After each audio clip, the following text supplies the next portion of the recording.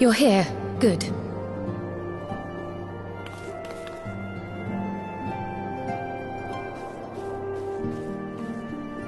So, how are they? Still locked in slumber, but otherwise in good physical health. For the present, at least. For the present? Oh no, is something wrong with them? I'm afraid there may be. I summoned you after detecting faint signs of instability in Thancred's corporeal ether. But subsequent examination suggested all 5 might be affected. And when I examined them just now, my fears were confirmed. Tellingly, the degree of instability varies between them. Thancred exhibits the most notable signs, followed by Y'shtola and Eorzean. The twins' ether, meanwhile, remains relatively stable, but there is a change there too if one knows to look for it. Hold on. Isn't that the order they were called away in? Indeed. Which leads me to believe the instability will only increase with time. Though I can but speculate, I fear this may be a symptom of a weakening link between body and soul. By the gods! What happens if the link is broken? I cannot say for certain. This is all unknown territory to us. Yet whatever happens, it cannot be good.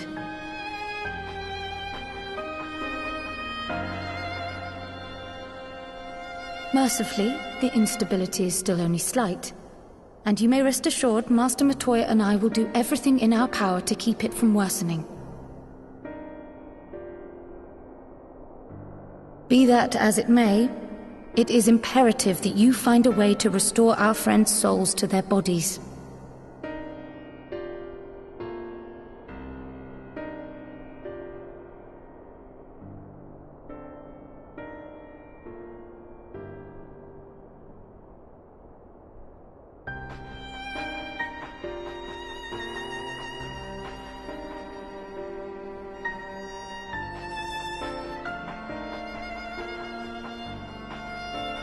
Thank you.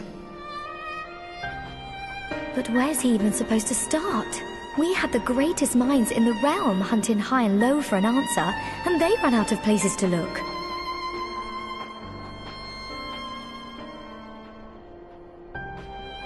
You stated in your report that the Exarch had originally intended to reverse the summoning process by means of his own death, correct?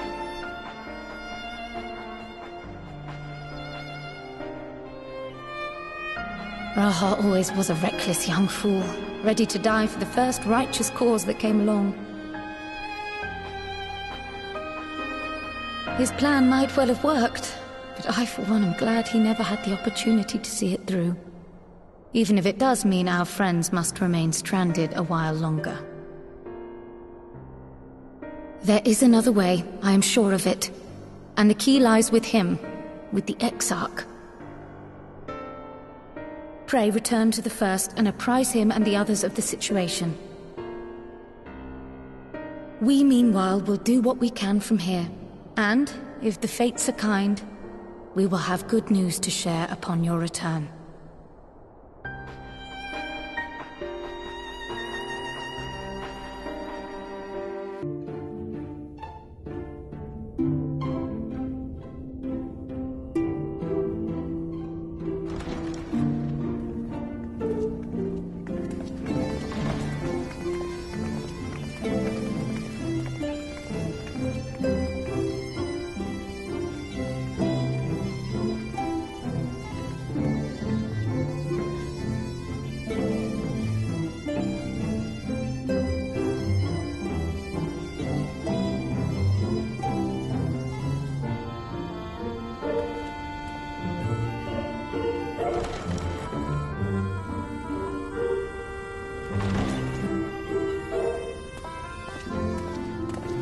Pray excuse my late arrival.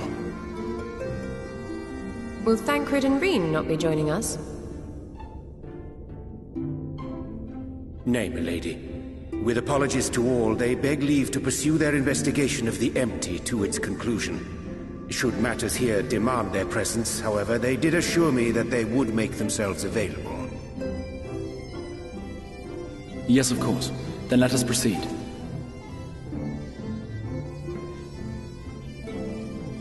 I think it best that you begin by providing a summary of Mistress Kryle's findings.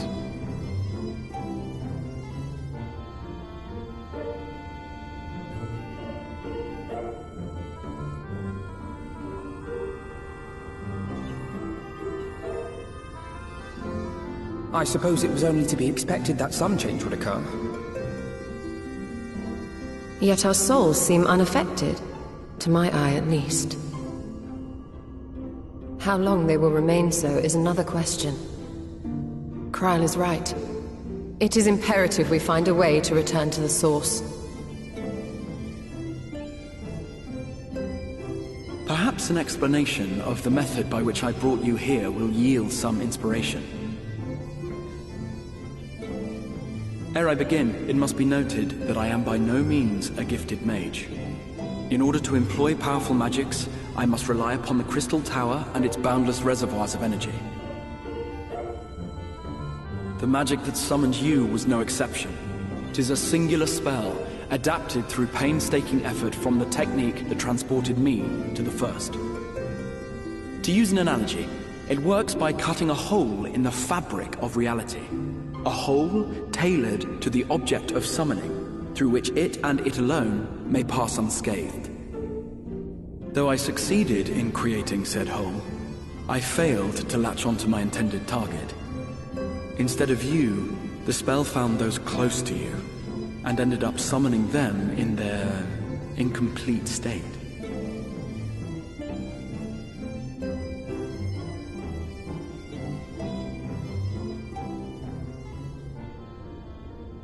I would not soon throw my life away, not after the lengths you and yours went to save it. And so long as I breathe, I will spare no effort to see you safely home. But should all else fail, and your lives be at stake, there remains one sure method.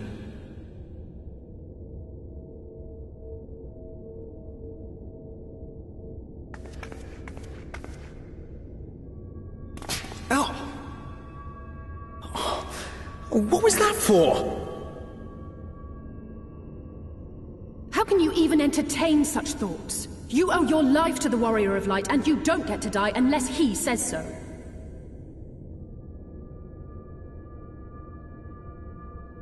Your followers await your divine judgment. What did you just...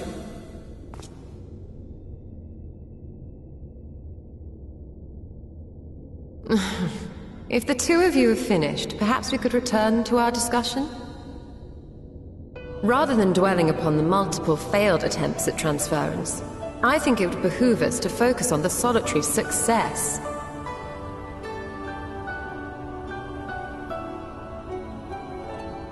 I would draw your attention to the fact that our friend can travel between worlds possessed not only of his body and soul, but his personal effects besides. This is no different from the teleportation magics to which we are all accustomed. Magics that allow for the transportation of those inanimate objects one considers to be an extension of oneself. Are you suggesting that simply by considering us his possessions, he could carry our souls back to the source upon his person? Well, it would be nice if things were that simple for a change. But vague notions of ownership seem a rather tenuous thing to stake our lives on. So much as a moment of doubt on his part, and we'd be left floating in the rift.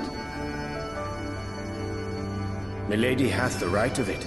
The requisite fixity of belief would be too much to ask even of our friend.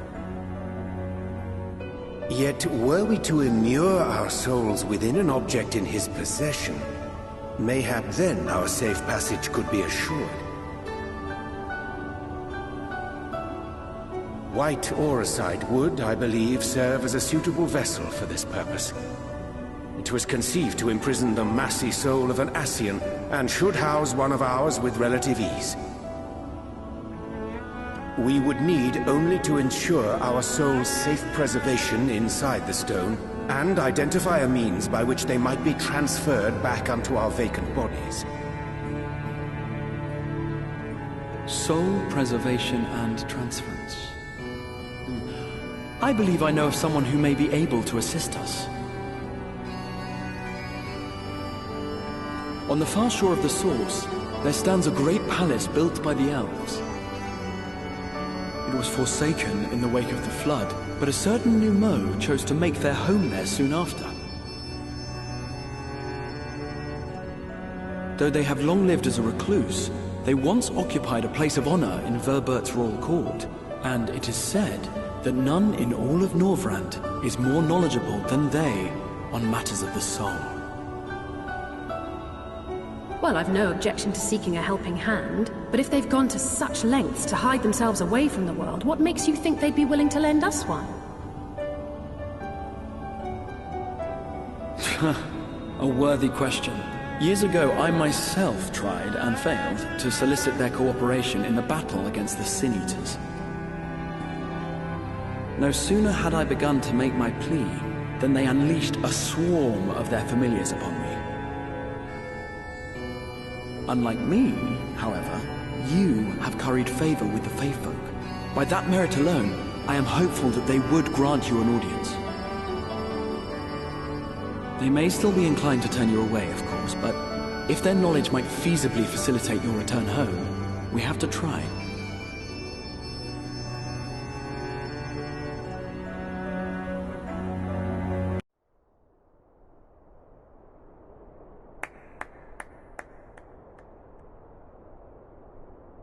That was my fiercest familiar. Oh, impressive.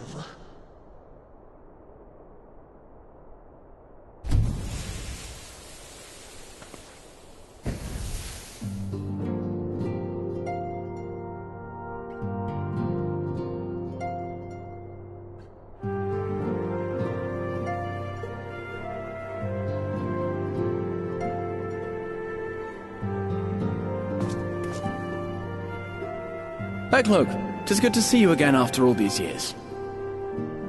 And judging by your vigorous greeting, I dare say the feeling is mutual. To be sure, a simple shake of the hand would have sufficed by way of welcome, but I shan't complain.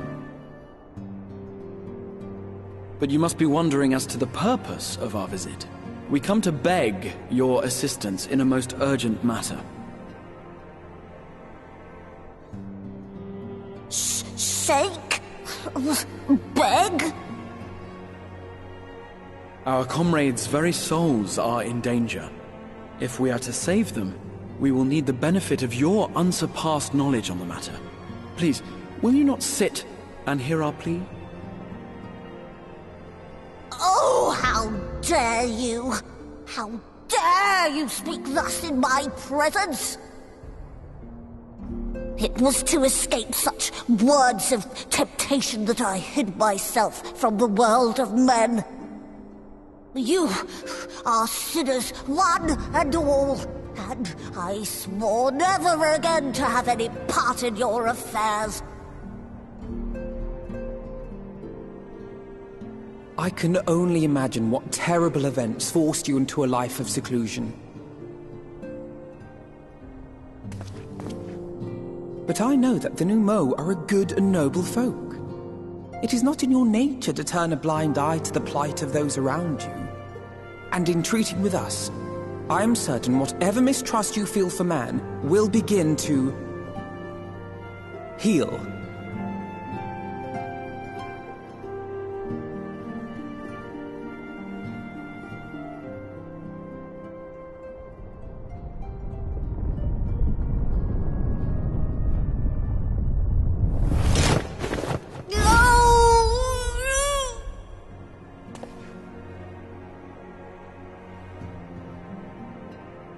If you will not be satisfied, I suppose I could listen. After all, there's no harm in just... No! No. I mustn't. Not again. That damn court mage seemed to have the best of intentions too, and countless innocents died for my naivety.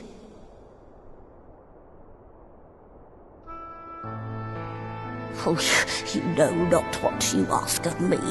What horrors my knowledge has wrought.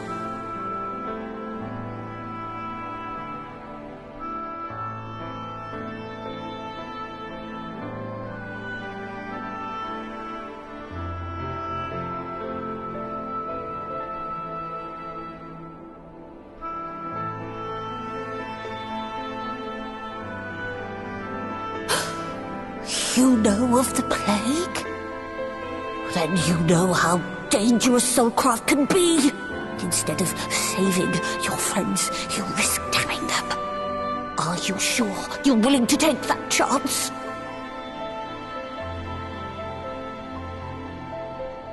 No. No.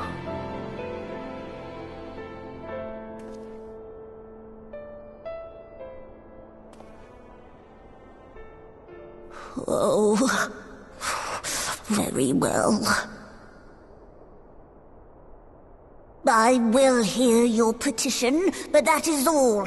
And I expect fitting payment for my troubles. Commensurate with your contribution to our cause. No more and no less, I promise you. With that settled, might I impose upon you to join us at the Crystarium? I'm afraid the nature of my friend's predicament calls for absolute secrecy.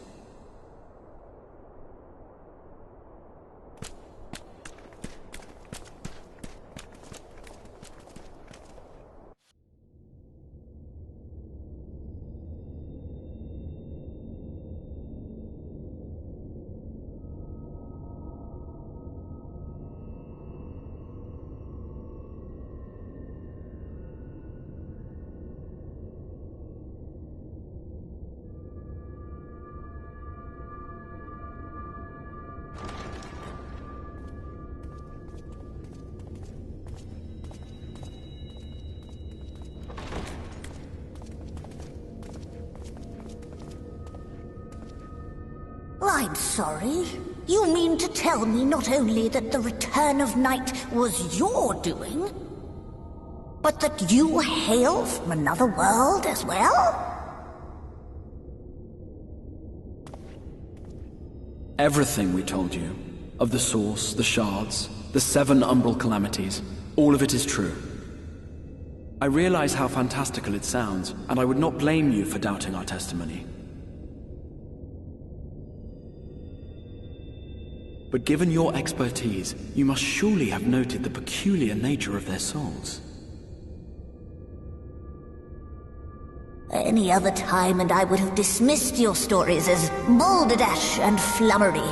But upon closer inspection, 'tis plain their souls are far denser than is normal, and that they do not possess true bodies. Save you. Your body is your own. And your soul is the densest of them all.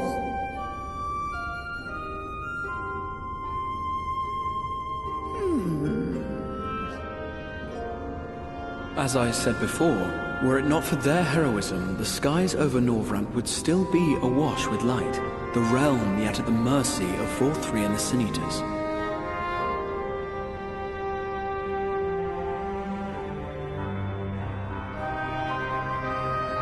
After all they have done for our home, seeing them safely back to their own seems the very least we can do.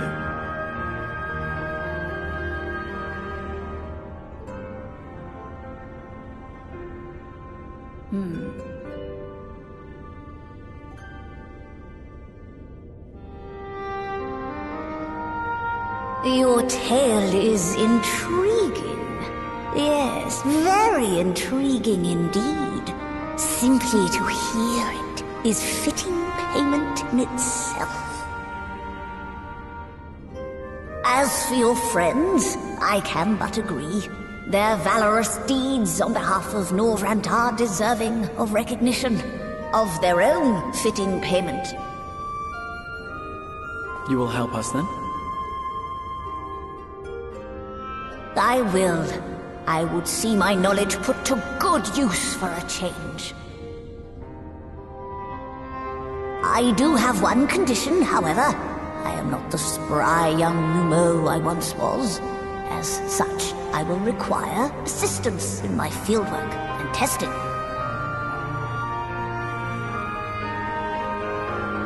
It would be our pleasure. We'll be laboring for our own benefit after all.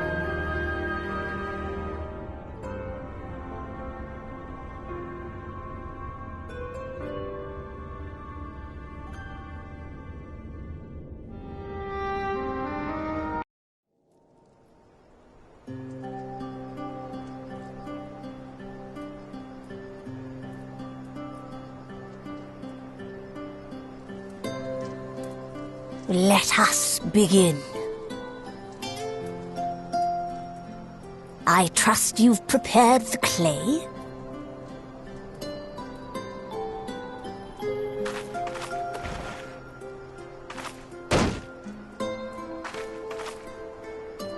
Very good. Now, I would have you sculpt for me a porksy. Plump, with floppy ears and a short curly tail.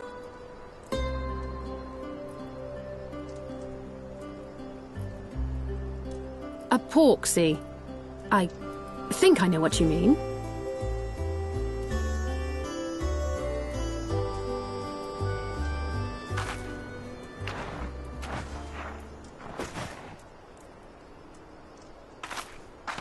There we are. How's that?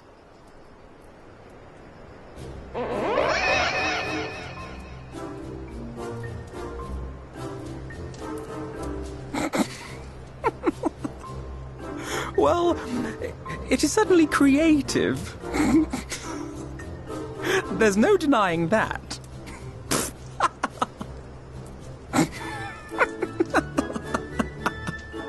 Yes, I'm no artist. Very funny. Pay him no mind, child. Though it may look like a grotesque parody of reality, it is what the invoker believes that matters.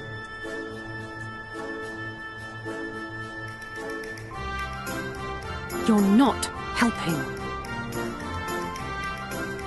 But I speak the truth. If successful, this incantation will turn imagination into reality. Which is why the only thing of import is what you believe this figure embodies. You must focus. Hold the Porksy's image steady in your mind's eye.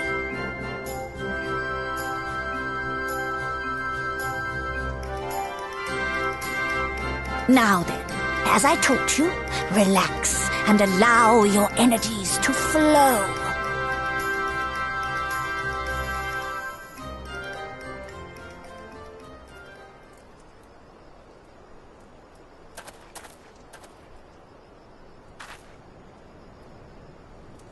With flesh of clay I bid thee rise, on wings of dreams to touch the skies. What once was idle fantasy, I call forth to reality.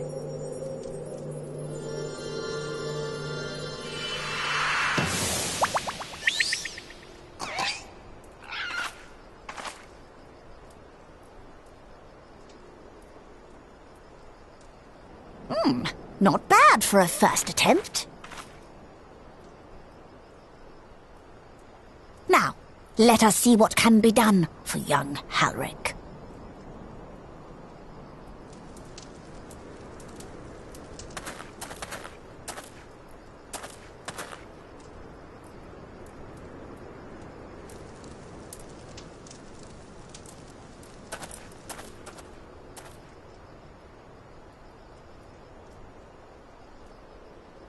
Through the operation of the magics you invoked to animate this familiar, it is now replete with the energies required to stir the boy's soul.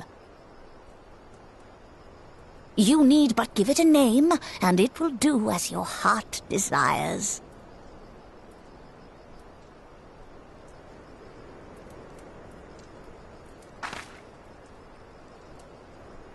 A name.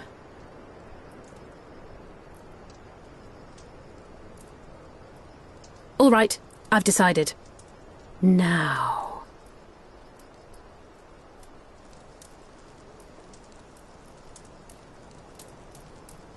Go, Angelo!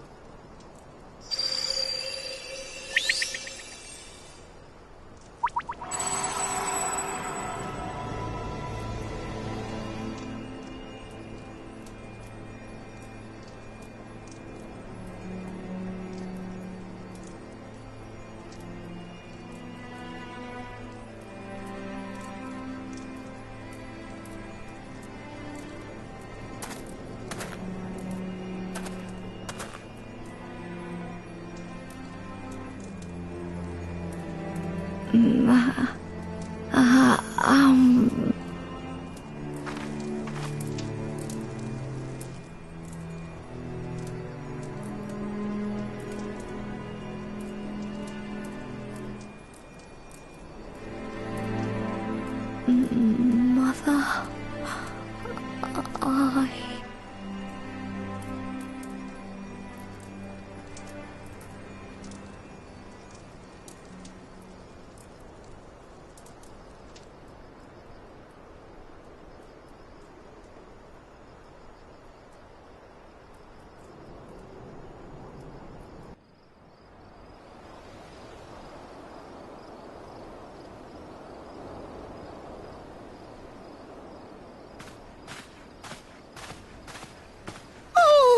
Heavens, you're here!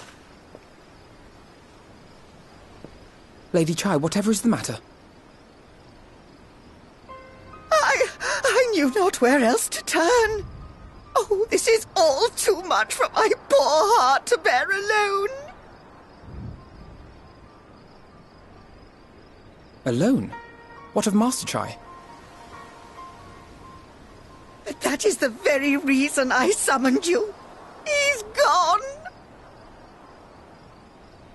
What? What happened?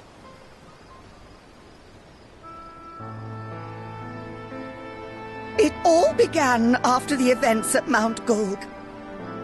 With Lord Vorthry out of the way, we all agreed that a new leader must be chosen. And so you held an election? Yes, well, sort of. Not a single person volunteered to stand, you see. After a lifetime of leisure, we free citizens have grown somewhat indolent. Readapting to the harsh realities of life is trying enough, but to take charge of a broken city as well... No one wanted such responsibility. Nevertheless, Yulmore could not well do without a leader, and so we decided that anyone and everyone should be considered a candidate. And after we cast our ballots and tallied the votes, the mayorship fell upon my dear husband. Well, given the manner in which he orchestrated the construction of the giant Talos, none could deny his leadership qualities. But even before then he had proven himself at Daedalus Stoneworks, don't forget. He is more than qualified for the role. The perfect choice. Indeed. I told him as much when his victory was first announced. But perhaps I was too forceful in my attempt to encourage him. For shortly after that he vanished without a word.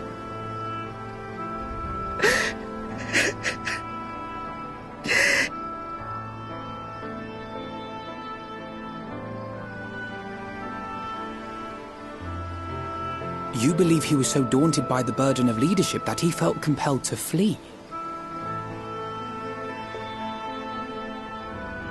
Please, Lady Chai, dry your eyes. Your husband does not strike me as the sort of man who would abandon his duty, much less his beloved wife. There has to be some other reason for his absence.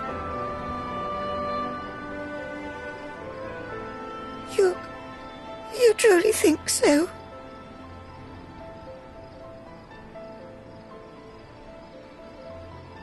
What about you? What do you think has become of my husband?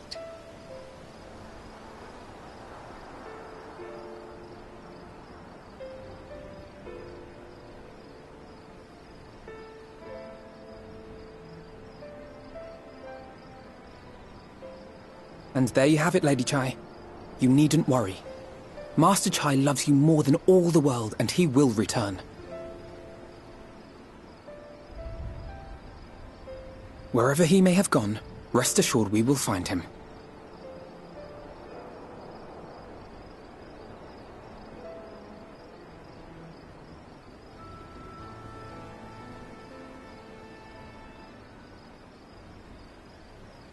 Thank you, my dear boy. You have set my mind at ease. I will trust in my husband and await his return.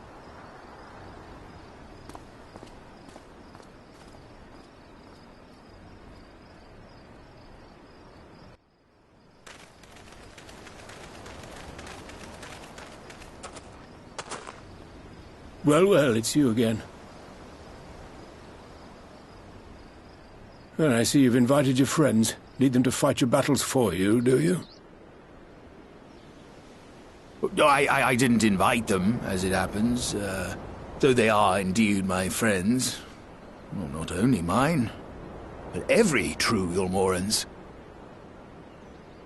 They are the ones who awakened us to the truth, to Lord Vorthry's villainy, the famous warriors of darkness.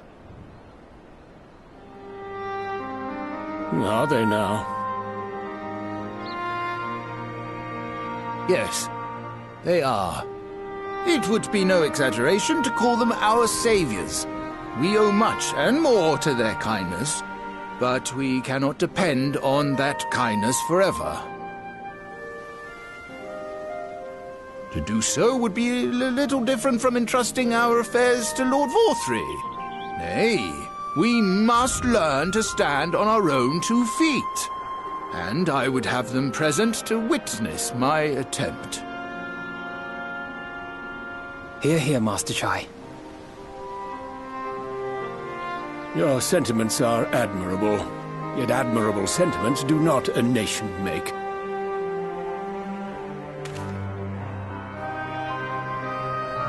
In my capacity as advisor, I once strove to build a better Eorzean. Gave honest counsel to my superiors, drafted laws for the benefit of one and all. But in time, my values fell out of favor. There was no need for them in this paradise Vorthry was creating. And so I left my homeland behind. But you, Chai News, you were content to wallow in indolence under Vorthry's auspices. And so I cannot help but ask myself what manner of nation you intend to build.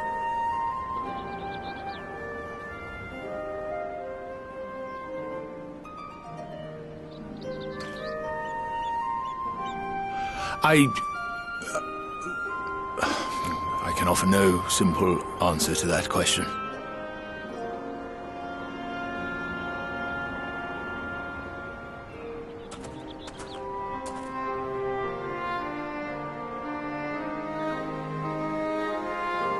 But this much I will say. It is my hope that Eorzean can become a nation which her citizens might freely choose to build together.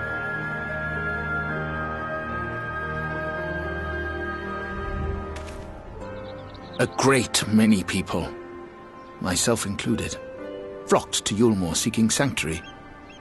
The alternative being to live in fear and die in pain. It seemed an easy choice. And sanctuary we found. As much food and drink as we could ever want. Secured at the cost of the surrounding villages. Little wonder the people gathered at our doorstep, begging to work among the bonded. The free were blind to it all, of course. Content to, as you say, wallow in indolence. In ignorance. Were I mayor, I would first take stock of the city's resources and see that they were assigned equitably. Our days of reckless consumption are behind us. The distinction between free and bonded died with Vor3. The needs of rich and poor alike must be considered if our nation is to survive. To which end I would take steps to secure channels for supplies, rekindle relations with nearby settlements, who re-establish industry, reach out to neighboring nations, and the list goes on and on.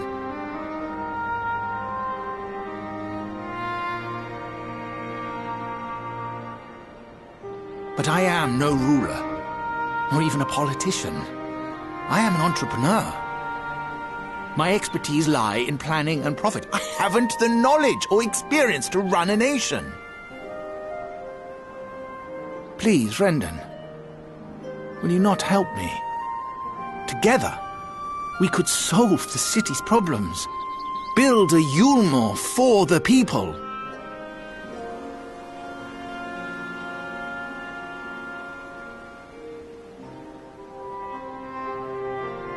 A Yulmore for the people.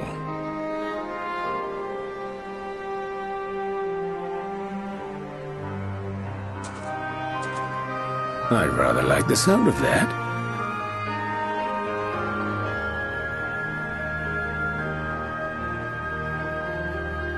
But before I offer you my counsel, I would be certain of your ability to perform the duties of office. You would? You ask me to help you solve Yulmore's problems, but first I would see you solve one on your own. Accomplish that, and you will prove both to me and the people that you are a man worth following.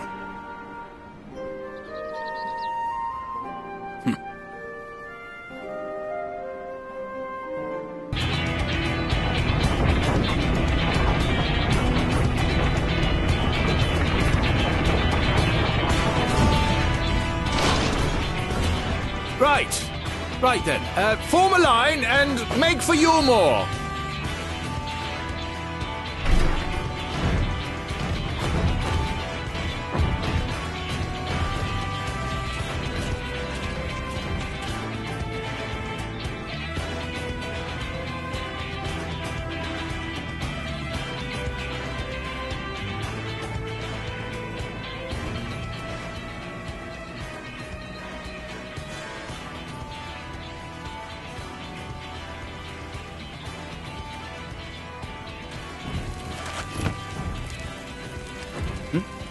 What's that noise?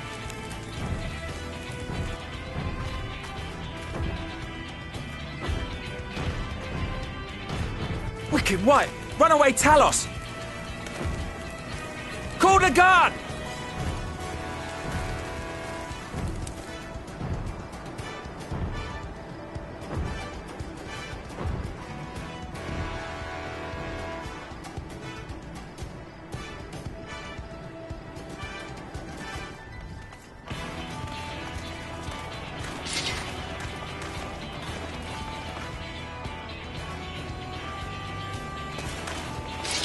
Stay back! All of you!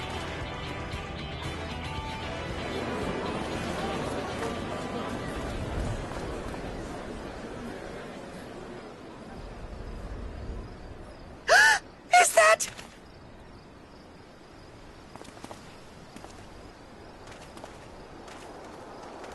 Darling, you're back.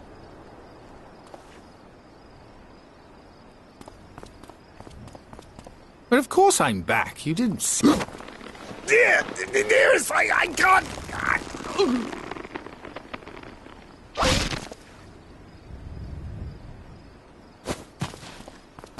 Oh! Oh dear.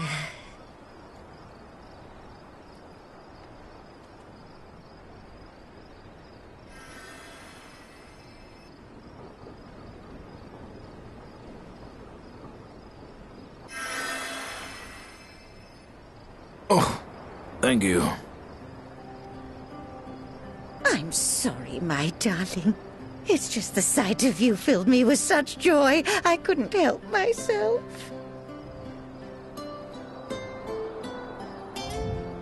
Oh, no, it's all right, dear. I should have just come out and said what it was I was intending, instead of entrusting the task to a hastily scribbled letter. Does that mean you'll do it? Well, I'm here, aren't I? I mean, not that my absence signified any unwillingness, you understand? Oh, no, naught could be further from the truth. I only left to enlist the aid of the former mayor's senior advisor. And now that I have it, I believe I am ready to take office. Oh, how wonderful!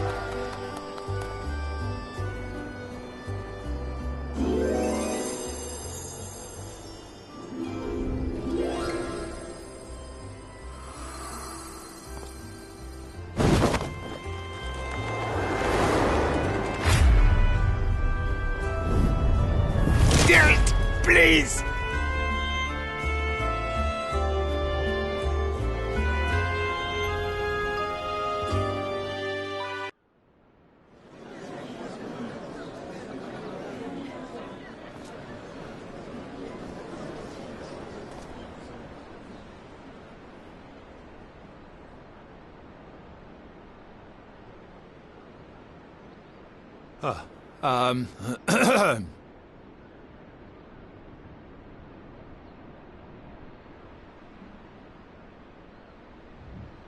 Go on, dear.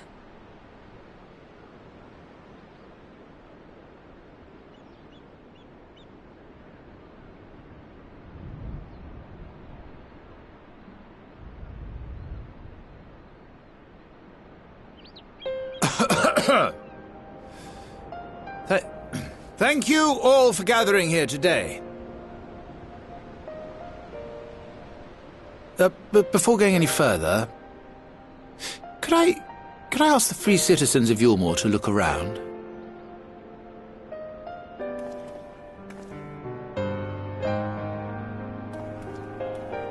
'Tis a sight none of us would ever have seen under Lord Forthry's rule. Not only do we stand in the familiar presence of those we once called the Bonded, but today we welcome the peoples of the Derelicts and Gate Town too. Today we welcome the Warriors of Darkness, come to bear witness to Yulmore's new beginning.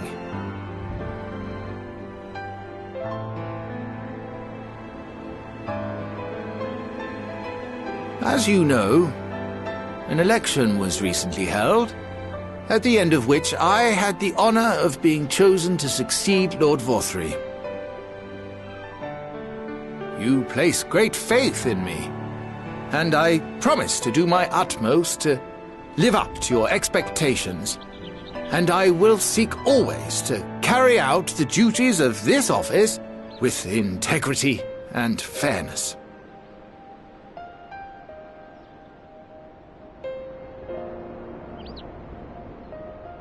Always, I say, but not forever. Let it be known that I do not intend to hold this post indefinitely. I consider myself but an acting mayor, who will serve only for the interim, while Yulmore is reshaped according to a new set of values.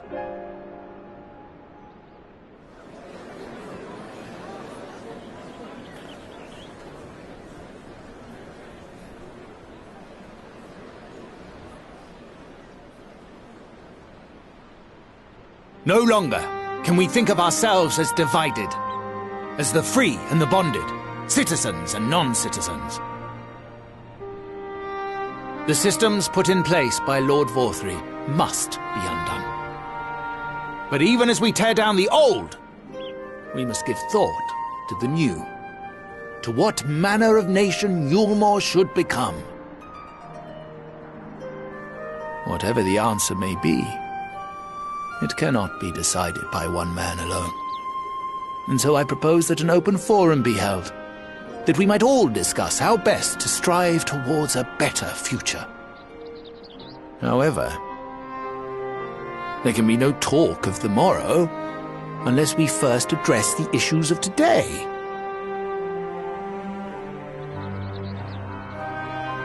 Securing new sources of food, rebuilding relations with our neighbors, re-establishing industry. There is much and more that needs to be done.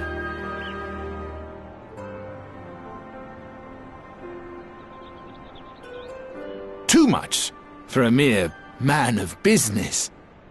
And so I pledge instead to do everything in my power to ensure our city's security and stability while we all work together to see these problems solved.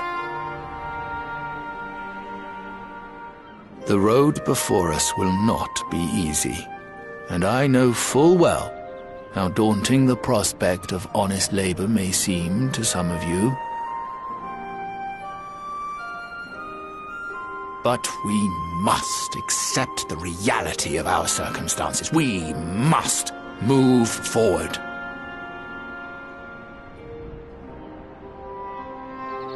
This much we owe to ourselves and to the brave heroes who risked their lives to bring back the night.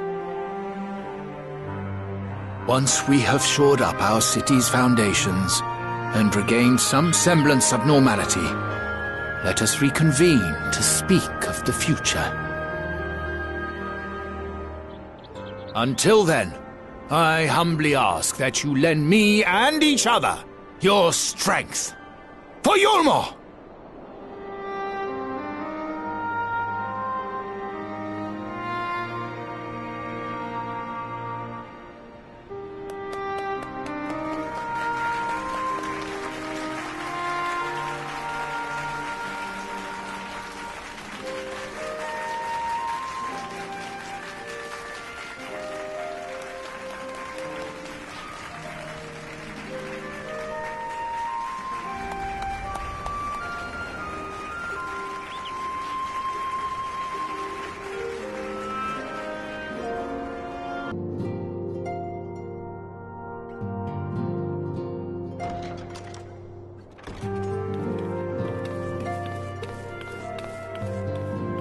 Sorry to keep you waiting. I've carried out the treatment as per Master Matoya's instructions. It should slow the destabilization of their corporeal ether quite significantly. But tell me, how fare our friends in the First?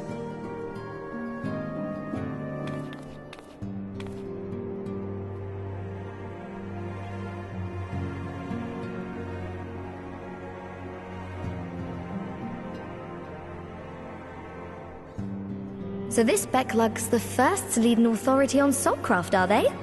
Sounds promising. And Eorzea's proffered solution of white auracite is rather ingenious now that I think of it. Well, while they press on with their preparations, you may rest assured we will continue to do our part here.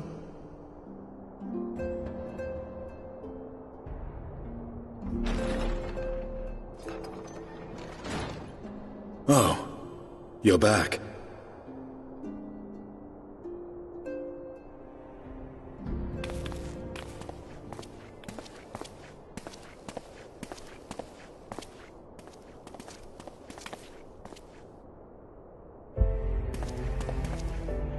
And none the worse for wear, I see.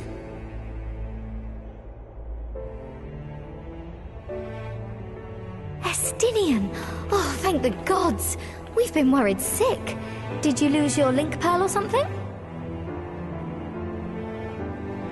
The situation in Garlemald has become more complicated. I was making my escape from the capital when I ran into one of yours, Riol. He thought it best we come straight here. More complicated how?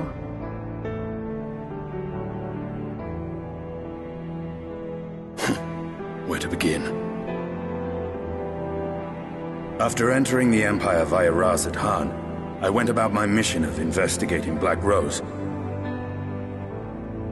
It was then, inside a provincial factory, that I encountered the one who styles himself Shadow Hunter, Gaius Baelsar. Our goals being apparently aligned, We joined forces and ventured on into the heart of the capital, to the very Imperial Palace itself.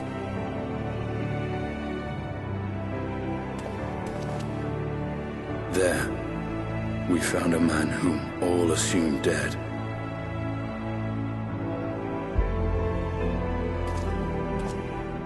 But his soul lives on, and he has wrested back his flesh. Xenos ye Galvus.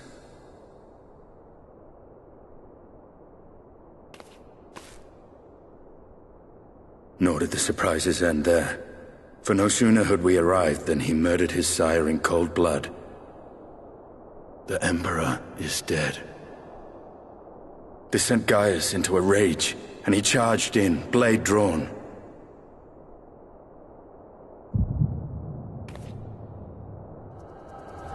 What's wrong?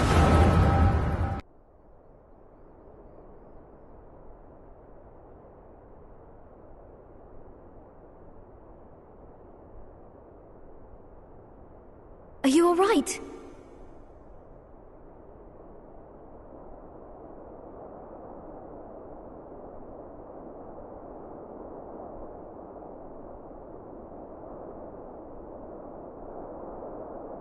Peer into my past, did you?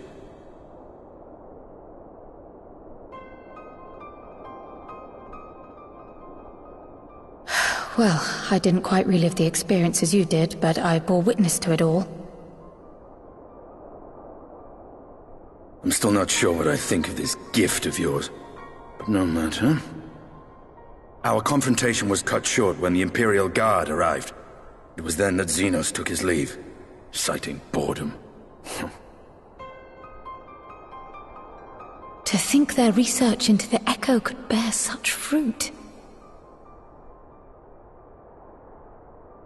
Escaping death, jumping from one body to the next, and returning to his own after all this time. He is an Ascian in all but name.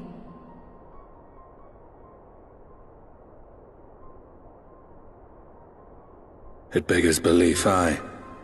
But no more than a hero traversing the rift between worlds.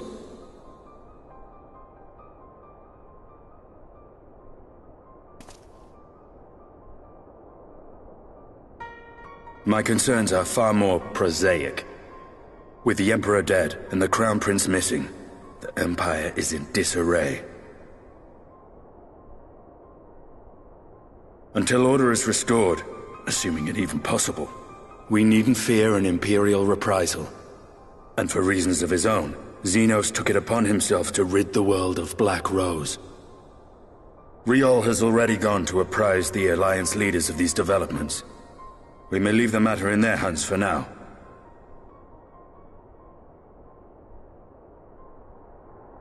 Then perhaps we have seen the last of the fighting at Gimlet. Though, if it comes to civil war, I cannot help but fear for the provinces.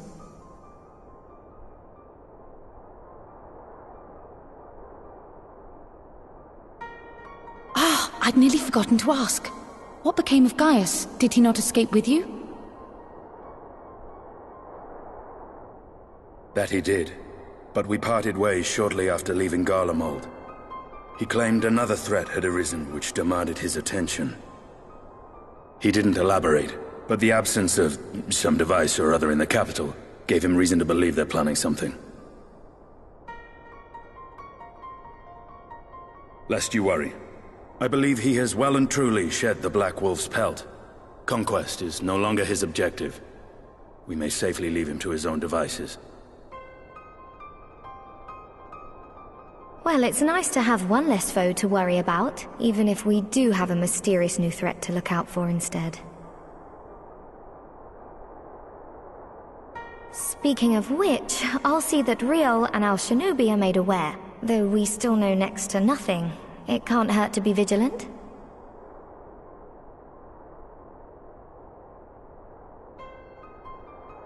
Well then, with Black Rose nipped in the bud, I believe I've fulfilled my part of the bargain.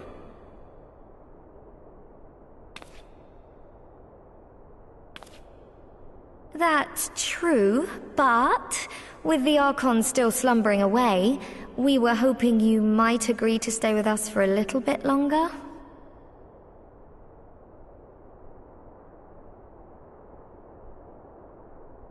Sorry, but I'm not inclined to extend my contract.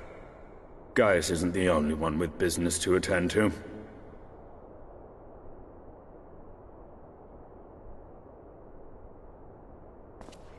Thank you for your help then, Estinian. I see why Alphino admires you so.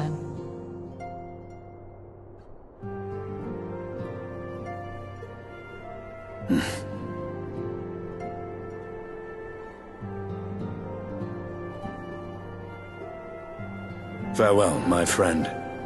See that you don't make a habit of dozing off in battle.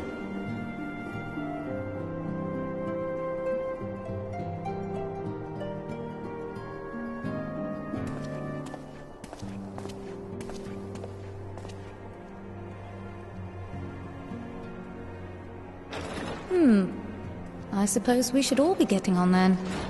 As ever, we will see to the Archon's needs. In the meantime, why not get some rest? You've more than earned it. Go on.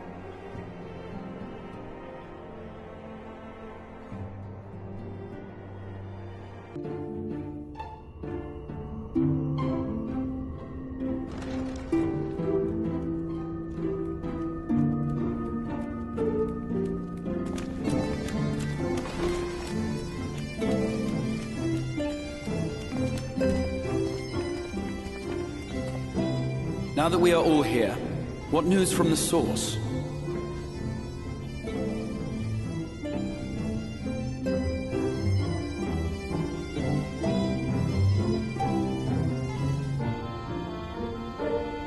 A new Ultima weapon. We must count ourselves lucky that Gaius has pledged his assistance. While this is indeed a worrying development, I think the state of the Empire as a whole greater grounds for concern. With the Emperor slain and Xenos returned, it is impossible to predict how matters will unfold in Garlemald. The Ultima weapon may be but the first of many unpleasant surprises. The situation beareth closer observation, of that there is no doubt, and doth compound our need to return unto the source.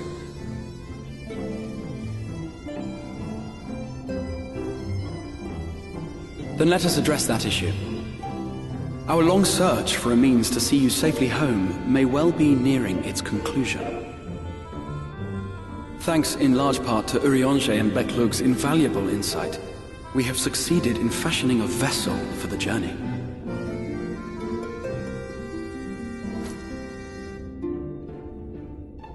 We set out to create a crystalline container retaining the more useful properties of white aurosite, but without its regrettable limitations. And, after a good deal of trial and error, we made one. An ark for soul and mind both that will allow your incorporeal self in its entirety to be ferried between worlds. A spirit vessel, if you will. However...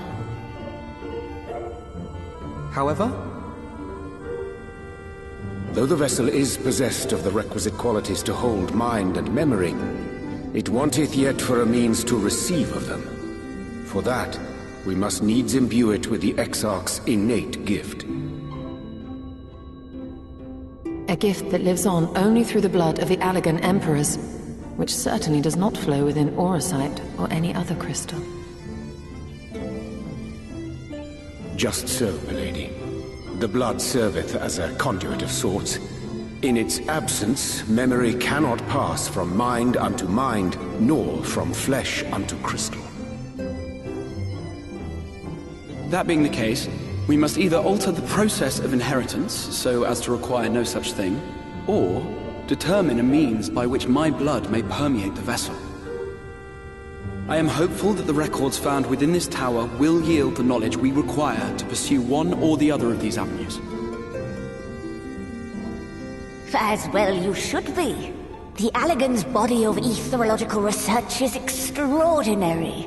I can scarce believe it the work of ages past. but its underlying principles are not so very different from those of my own field of study. Given time, we will find the answers we seek.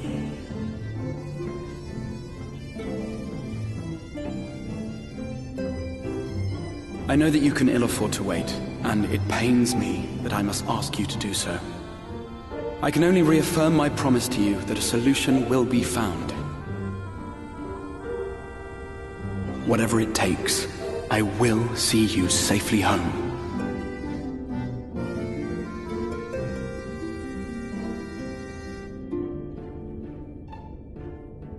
My apologies.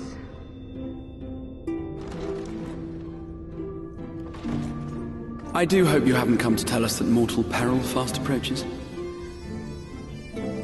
No. I had hoped to speak with the Warrior of Darkness.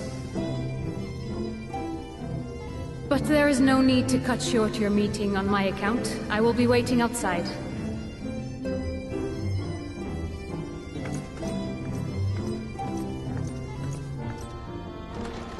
Why not speak in here? She knows I don't mind. Unless she didn't want to. Perhaps I might accompany you. Though I am woefully ill-qualified to assist in the Exarch's research, I may yet be of some use to Lena.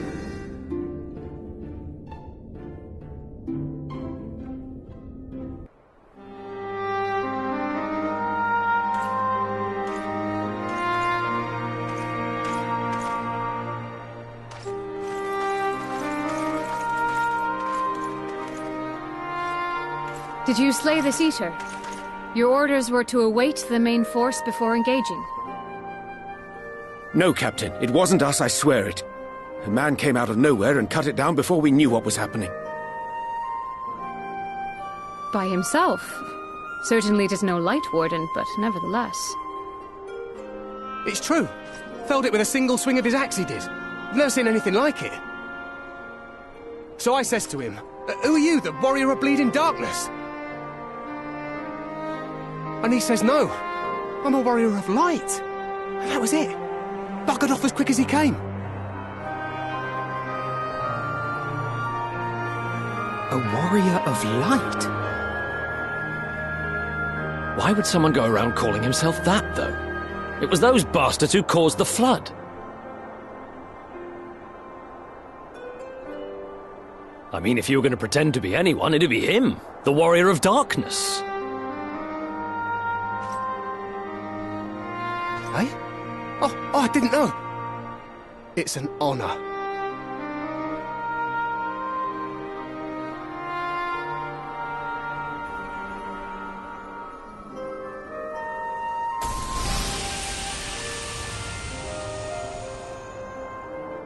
Since the Eater is no longer a threat, our work here is done. Return to your posts.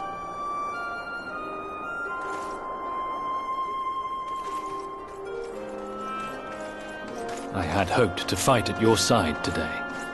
But I'll continue to follow your example, and may we meet again.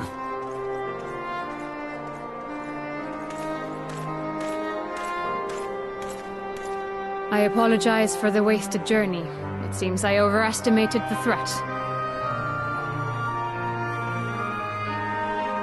As for this Warrior of Light, I do not know who would be brazen enough to take that mantle for his own. Whatever it may once have meant, it is forever tainted by the association with the Flood. The Exarch told me the truth of Ardbert and his comrades' deeds, and I am aware they played some part in your own triumph.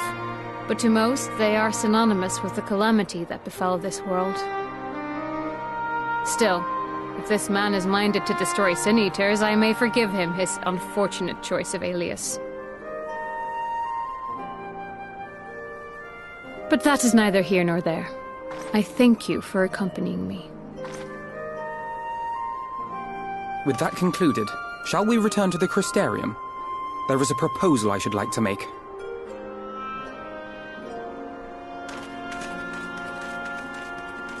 Forgive me. There is one more thing. A personal concern of mine. I had hoped you might have a moment to speak privately. Take your time. I shall go on ahead.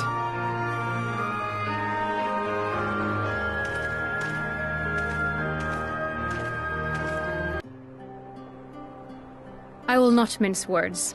This matter concerns the Exarch. Though his countenance belies his age, his demeanor never has. He has seen more than any man should and grown ever more weary with time. But I see I give the wrong impression. While it is true he attempted to open a letter with a salmon fillet the other evening, we are not here because I suspect his mind is deteriorating. Nor do I believe him to be so maddeningly unconcerned by the prospect of his own death as he once was. Indeed, the opposite is true.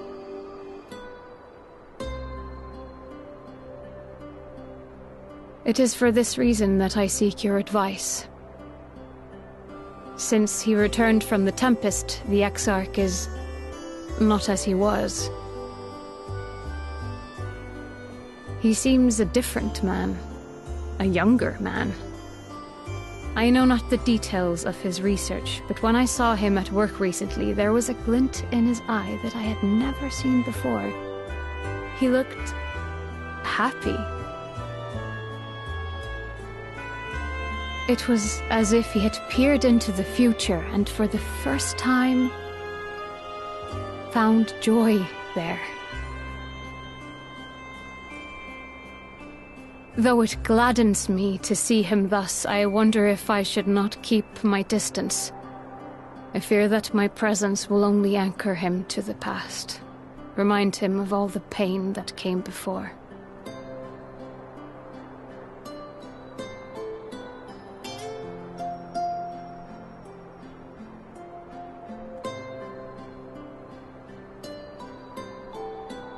Is that so? Then perhaps we might remain as we were. As we have always been. What a relief. In that case, I will have to speak with him about the amount of time he is spending at work. This research is important, I know, but if he refuses to consider his own health, I will have to consider it for him.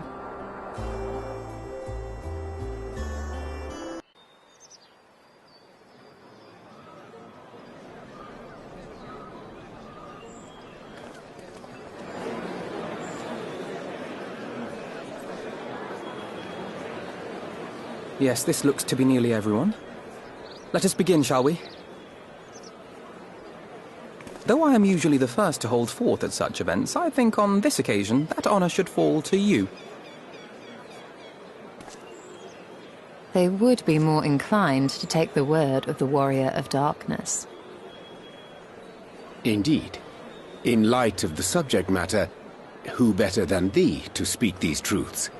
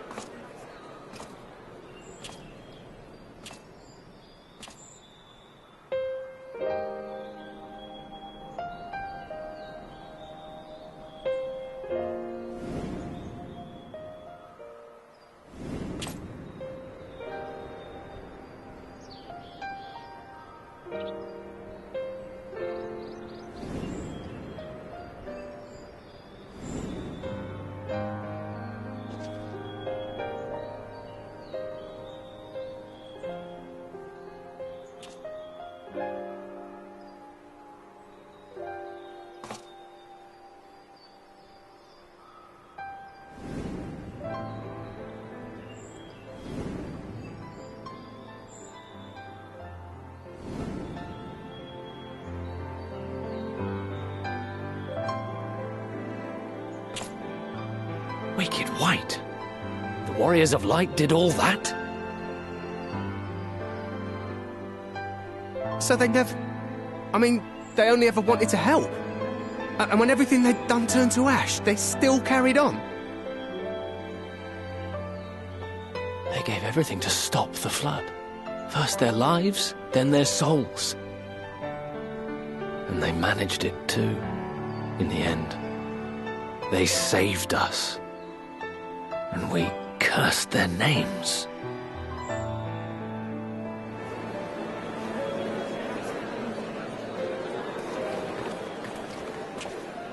This should go a long way towards clearing the air.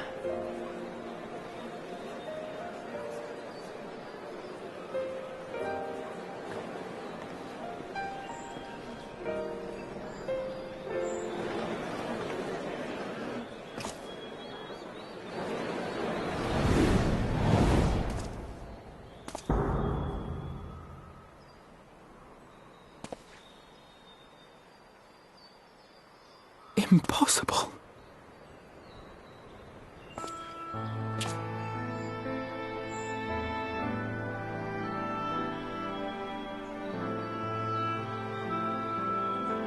I definitely see something. You don't think it's a ghost, do you? Nay. Yonder standeth no bloodless apparition, but a warrior of light and darkness both. Ardbert. What in the world?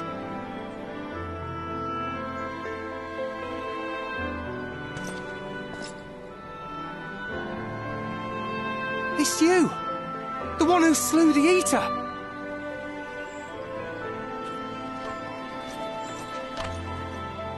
That it should be the warrior of darkness who brought the truth to light.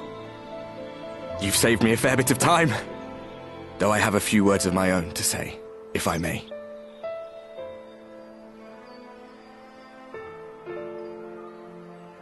People of the Crystarium, I am Ardbert, one of those you know as a warrior of light. That's impossible. You should be dead. Aye, that I should. But as the world has been given new life, so too have I. I know not why I, and I alone, have been gifted this chance. But I do know this. Only by the will of the star itself could such a miracle come to pass.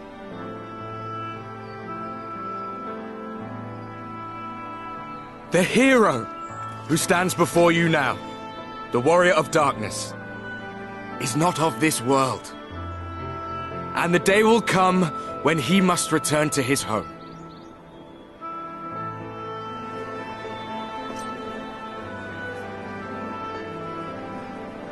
But this land is our home.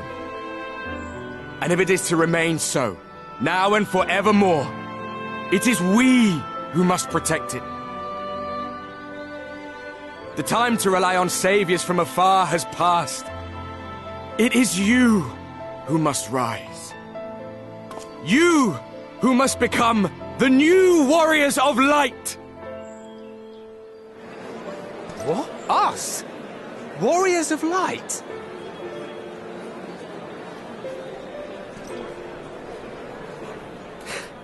None of us were born heroes, my friend. I was only ever a man with a thirst for adventure. But wherever my journeys took me, I was invariably confronted with the same choice. To lend what aid I could to those in need, or not. And I always chose the former. Any one of you could do the same.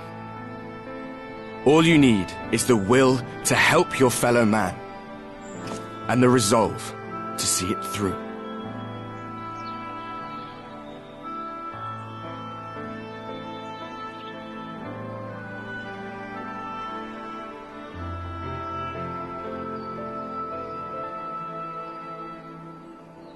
From thine own lips did we learn of Ardbert's fate, and by thy countenance I gather thou art not inclined to recant thy testimony.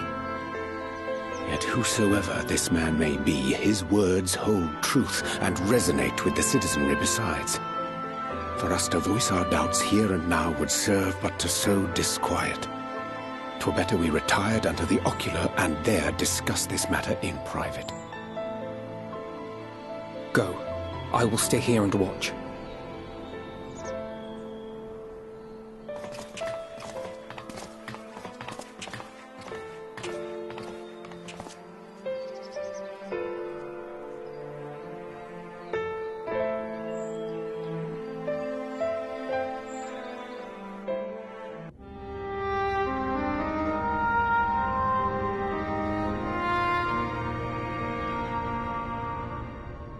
So, that is a warrior of light of the First.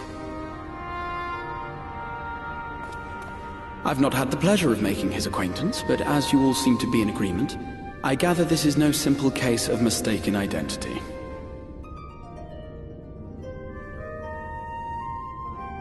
As far as I was able to discern, that was indeed Ardbert. It has been a long time, but not that long. Could he truly have been resurrected as he claims?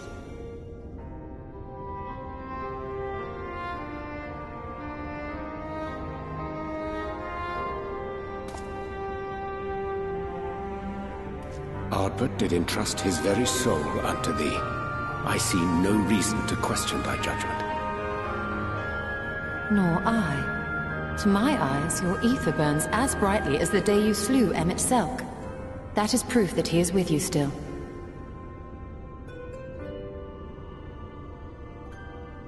Yet that which standeth now before the people is far more than a passing imitation. I am reminded of the cardinal virtues, though a sin-eater he is not. Which leaveth but one plausible explanation. That he is an Ascian.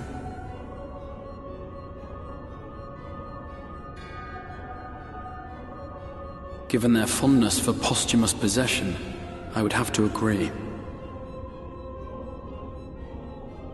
From what I understand, the Warriors of Light were laid to rest in Yulmore by those whom they had aided in life. At the time, some few still remembered them as heroes. Needless to say, 4 of them were subsequently exhumed to serve as the Virtues. And if one knew where to look, Ardbert too would not have been difficult to find. Assuming then that this is indeed the work of an Ascian, my mind inevitably turns to the last remaining paragon to survive the Sundering.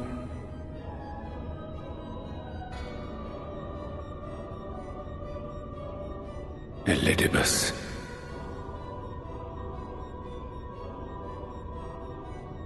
That Xenos hath reclaimed his own flesh is known.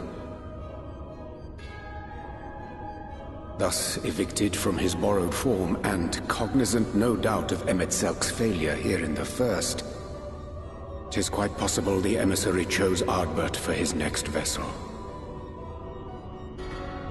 Inhabiting the flesh of the fallen?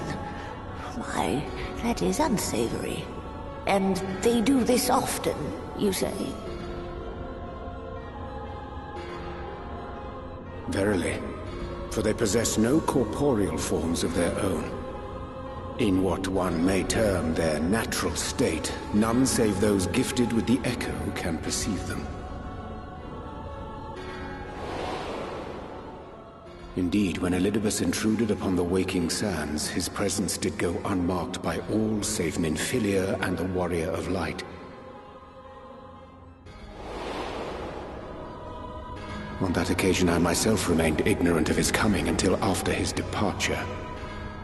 'Twas only at a later juncture, when he deigned to appear before me in borrowed flesh, that I was finally able to take the measure of him. In such puppetry do the Ascians engage when they seek to influence the course of history. And they have gained much by it. Emmett Selk single-handedly built the Garlean Empire in this manner, while the Hebrea came close to conquering Eorzea, having taken possession of Thancred's living body. Yet it must needs be noted that the Ascians cannot avail themselves of all mortal vessels. For were they able to do so, none would serve as a better pawn than our own redoubtable champion. Mayhap the blessing of light shieldeth Hydaelyn's chosen from Ascian influence. Or mayhap other forces are at work. We cannot say for certain. Whatever the reason, I hope it holds true. I dare not contemplate what might come to pass otherwise. Is it not peculiar, then, that Ardbert's mortal remains should be susceptible, given that he was once a warrior of light? Or did the final departure of his soul make it possible, perhaps? Regardless, To hear an Ascian use him to call forth new warriors of light boggles the mind.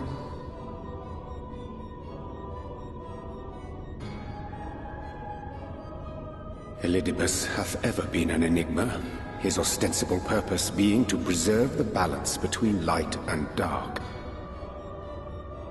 When he made overtures towards me, however, I was afforded a glimpse behind the mask of the self-appointed emissary. I shall not defend mine actions, undertaken in pursuit of a better understanding of our foe as either wise or prudent. Nevertheless, what little I did glean may now prove useful. Elidibus possesseth a subtle mind, practiced in the art of manipulation. That he coaxed this star's most valiant heroes as far as the source with naught save half-truths is no trifling feat. And now I believe he doth employ his skills once more to some as yet unknown end. Though naught is certain, should my suspicions prove true, we shall have need of all our wits if we are to uncover and thereafter thwart his plot. Agreed. 'Tis plain that simply speaking out against him will not avail us. At best, it would only serve to confuse the people.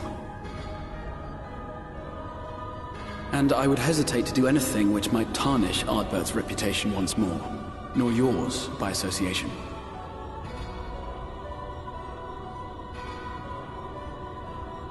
That being the case, it may be wise to keep a covert eye on this Ardbert's movements, as we attempt to discern his purpose and how best to mitigate his influence.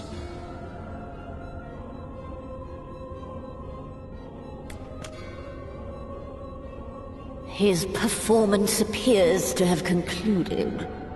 What now? Go back out and follow him?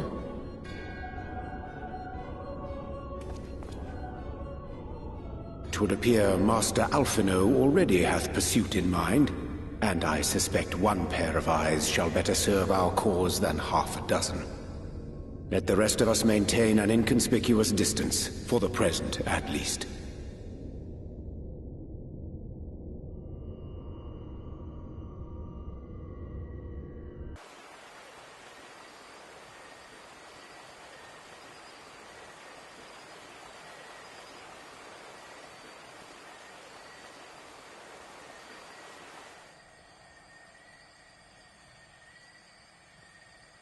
Come. Our new discoveries are to be found this way.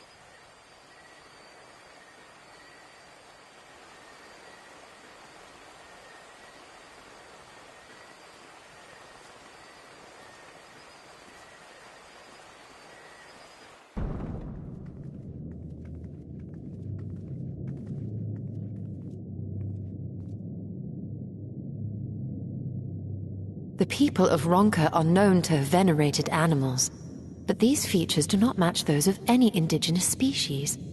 This is no common beast. Though that much is plain from its proportions. Lifelike, is it not? One could almost imagine it breathed.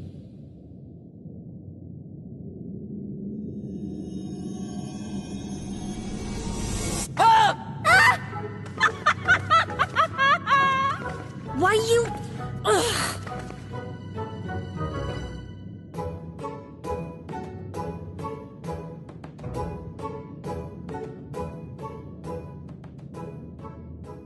This owl, by contrast, seems no different from the others we've seen.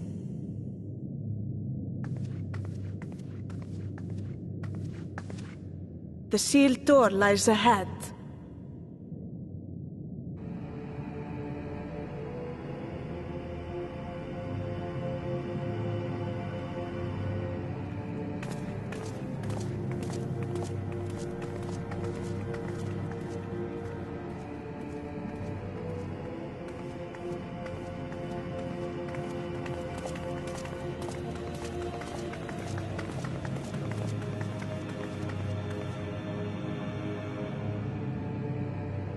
As you see, one statue is missing, I expect we are meant to replace it as before.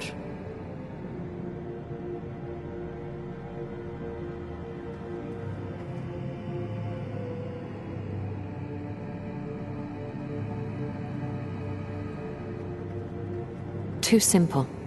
There will be some additional defense mechanism.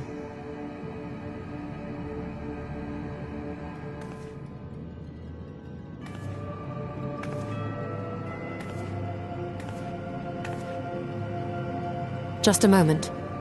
There are words carved into the stone.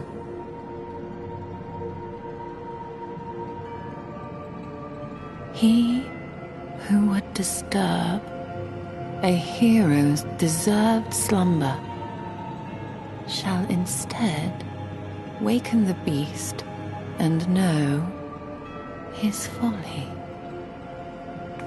Wait! Don't!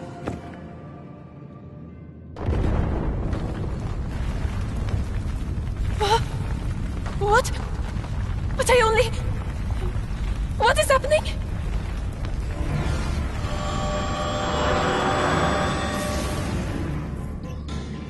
Oh no, oh no, oh no, oh no, it lives! Why am I not surprised? Prepare yourselves.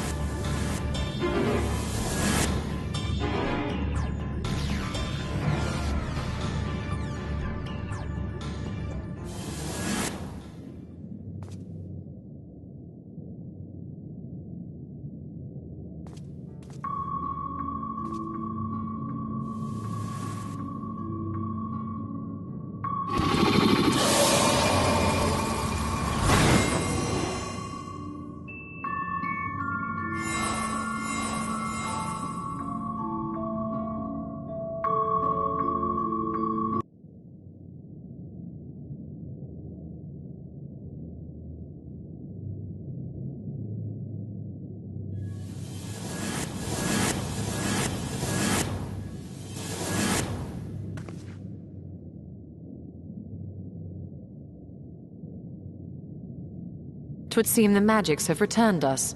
How polite. Now, what have we learned? Ah, we were bound to run into a living statue eventually. And now we can open the door.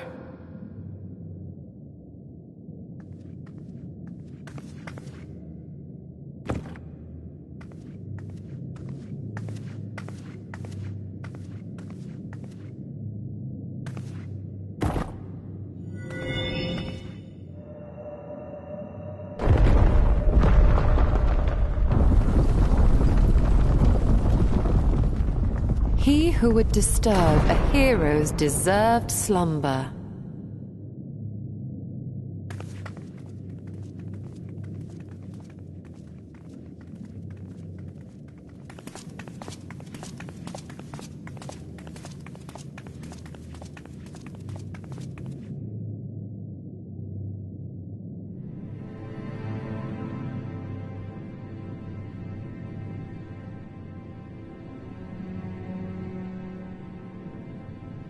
A tomb, just as I thought.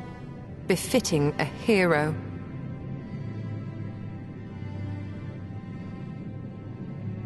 She is Vis. Could it be the Archmage Tiuna?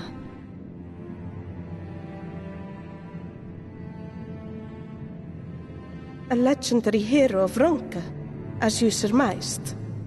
The tales tell of how she smote entire armies with a single incantation. So potent was her spellcraft, though she ever fought in the name of peace. I thought them no more than tales. To think she really existed. Well, I for one always believed.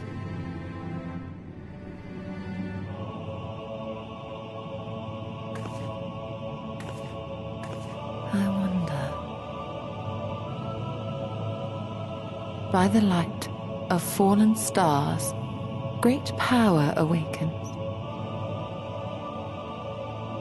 Tiuna was not only a master of spellcraft. It is said she could see truths long lost and hear the voices of men's hearts.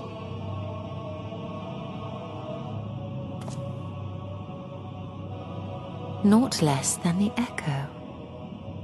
In which case, none of this is mere coincidence.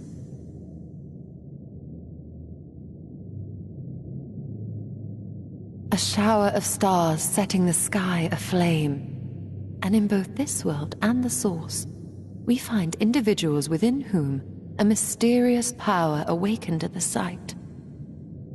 We can never unpick the why of it. Now, however, I believe we might. Does the scene depicted here not resemble the one we saw when we first ventured into the Katana Ravel? Moreover, does it not recall that which Emmett Selk invited us to witness in Amarot?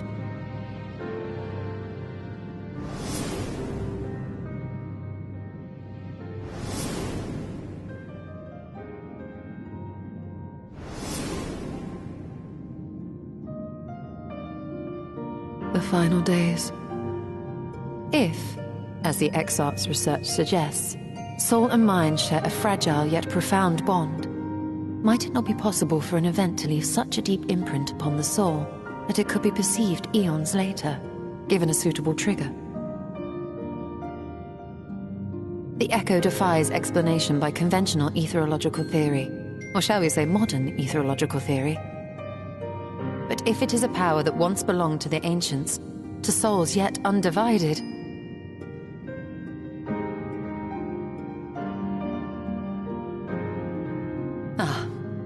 it would seem I have entered the realm of pure speculation, and I call myself a scholar. I shall refrain from making any further wild claims until such time as I have evidence.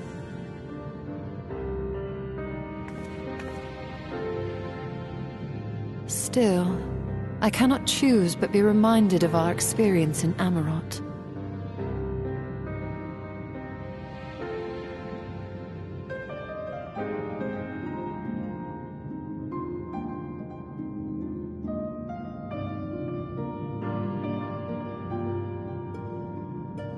Remember us.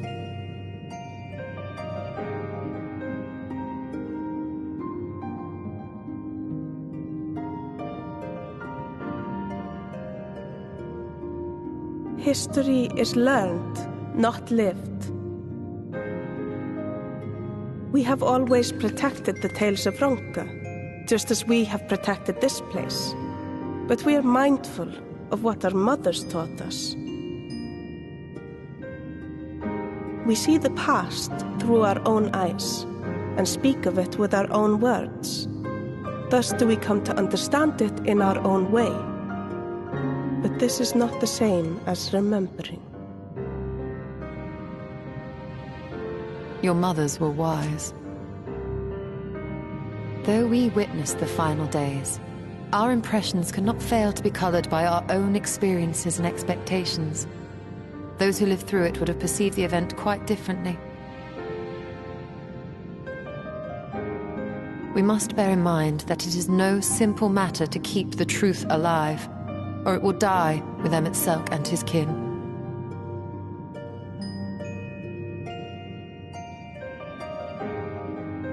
But we have disturbed Tiuna long enough. Fana will serve similarly well as a venue for our contemplations.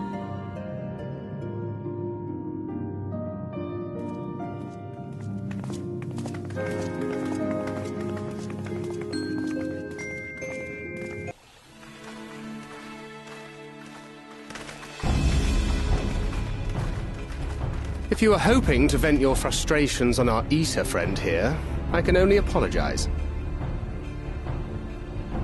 Few as they are now, it took us no time at all to track it down.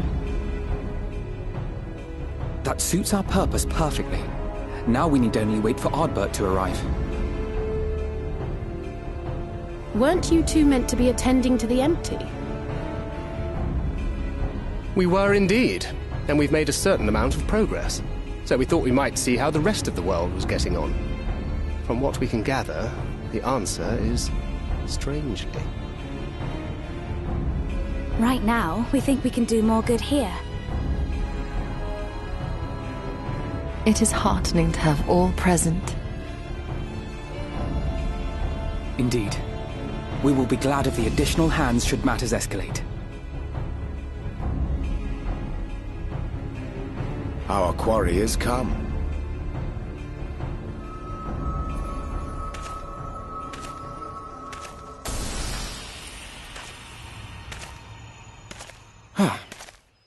It seems I've lost this particular race.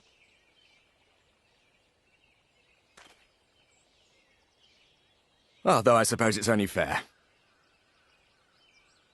When we first met, it was I who outpaced you. Ravana, was it?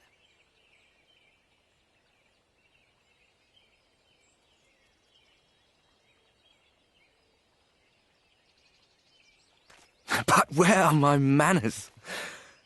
I wouldn't be here were it not for you, and I have yet to say a word of thanks.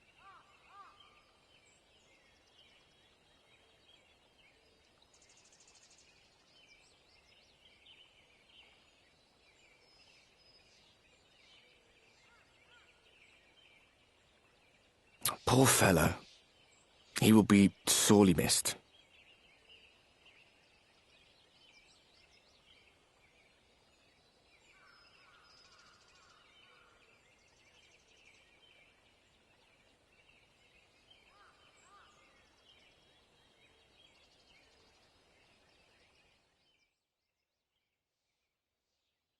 Very well.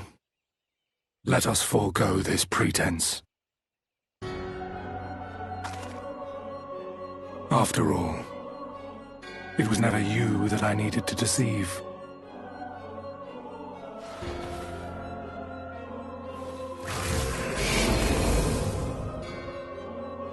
Yes, it is I, Elizabeth. Through your time in Emet-Selk's imitation of our home, I dare say you have gained a better understanding of my role since last we met. Not that it matters.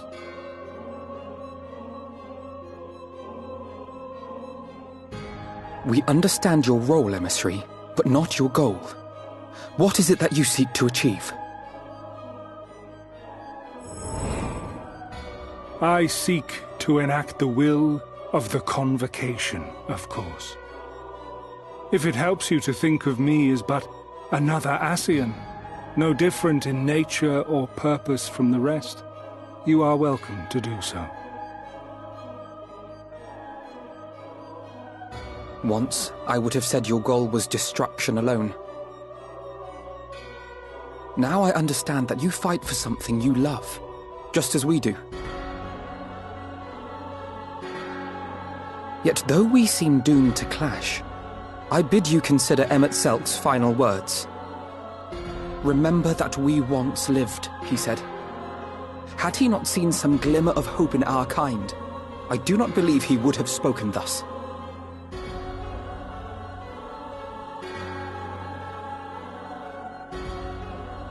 None better understood your plight than he. His words must surely be worthy of your consideration.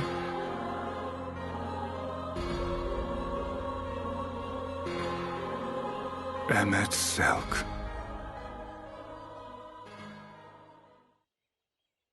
How very unlike you to err so gravely.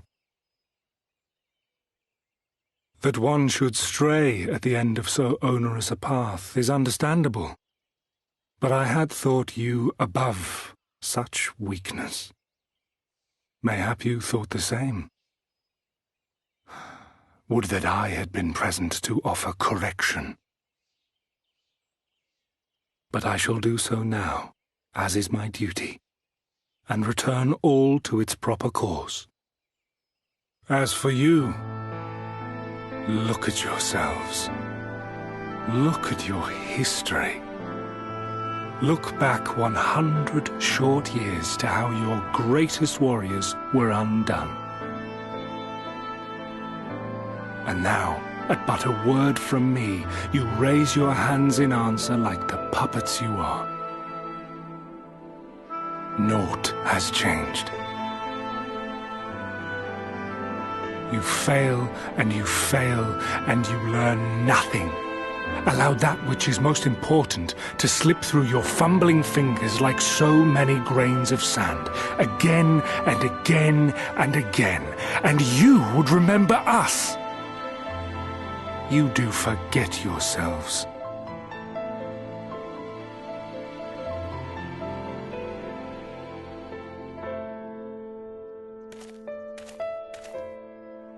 There is no common ground to be found between you and I, nor do I require any. I have my duty. Wait!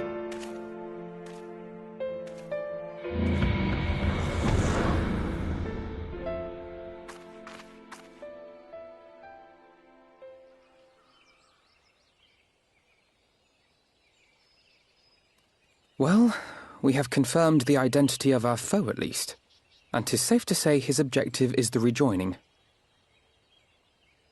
But we still have no idea how playing the part of a warrior of light will further his cause, nor why he would spur others to do the same.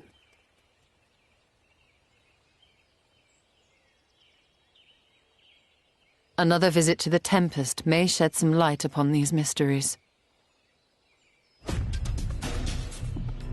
Whether we are to exchange words or blows with Elidibus at our next meeting, the fact remains, we know too little. Ere our paths cross again, I would learn more of the world that once was, and of Elidibus himself. In this, we would be best served going directly to his home, much as Emmett Selk came to ours. Though I see the wisdom in thy suggestion, the Amarot we visited is but a phantom born of Emmett Selk's memory. I fear it will teach us little that we do not already know. I quite agree. Yet the ruins of the actual city remain unexplored. Given the vastness of the Tempest, I should not be surprised were there more such structures like to those in which the Ondo reside.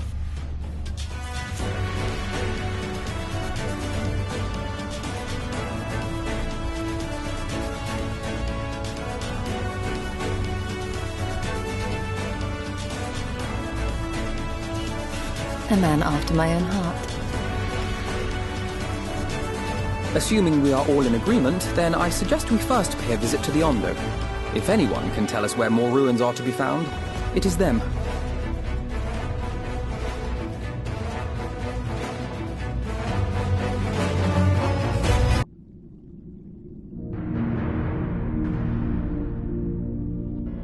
This structure must have served an important function. And here are yet more crystals.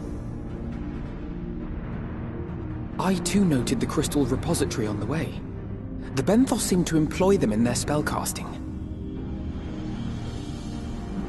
In such vessels did the ancients preserve concepts, ideal forms to be drawn upon in the act of creation. That so great an abundance should reside here lendeth credence to Ishtola's conclusion.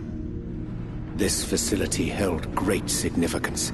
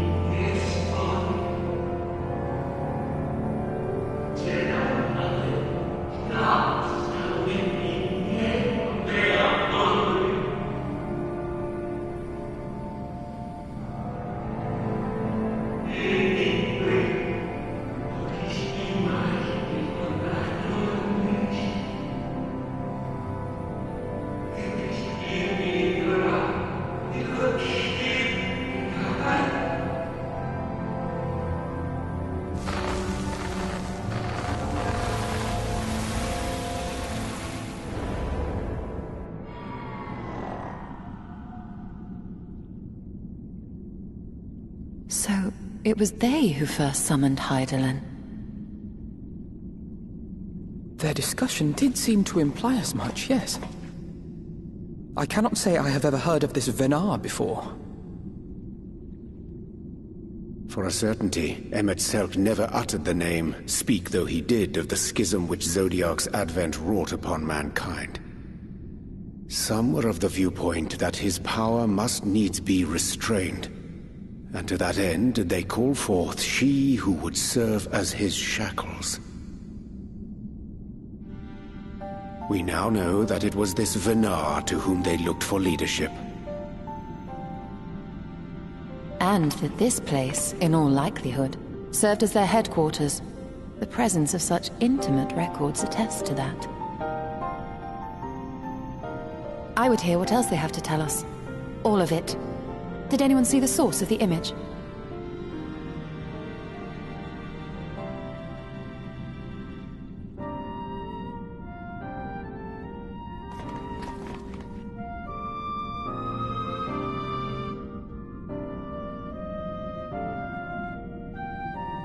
The device there? Then let us see what other secrets it holds.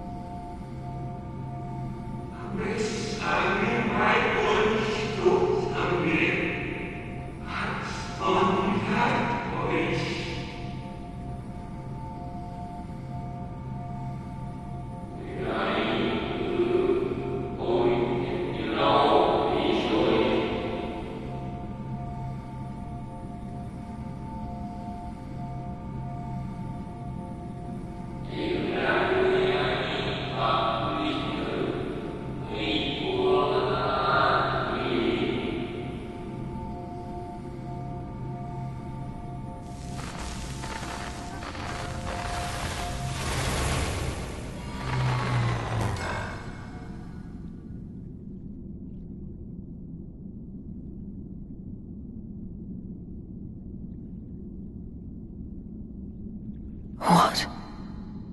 Forgive me, but did that not strongly imply that Elidibus sacrificed himself to become Zodiark's heart? 7 hells. Then who or what are we dealing with?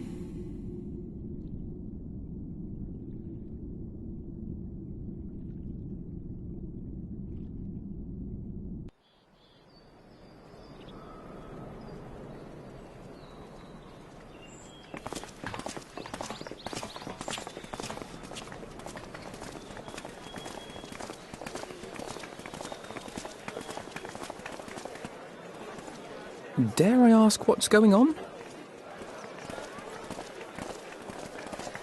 Ah, excellent timing. For me, in any case. We have a problem.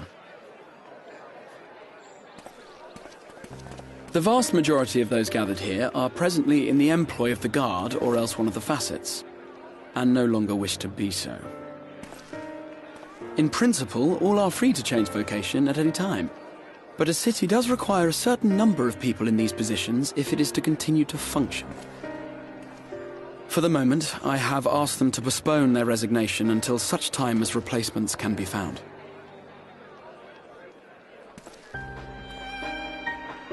As you may have surmised, we have the Warrior of Light to thank for this. It's you! The Warrior of Darkness!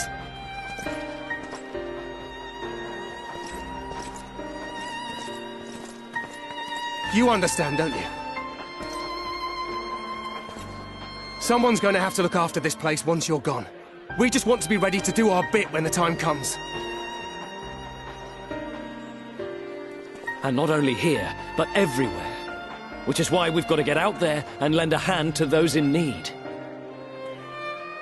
That's what you did, isn't it? Even if it was just little things at the start. You helped people.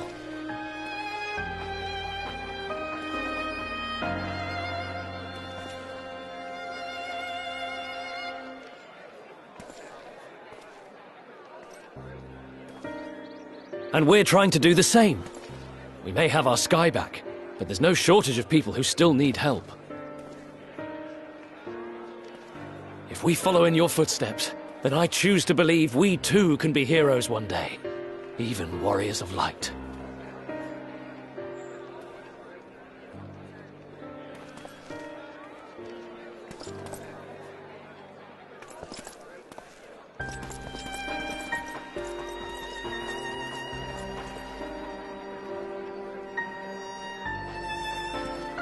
What are we to say to that? We can hardly tell them they are mistaken. They seek but to do good, as you have.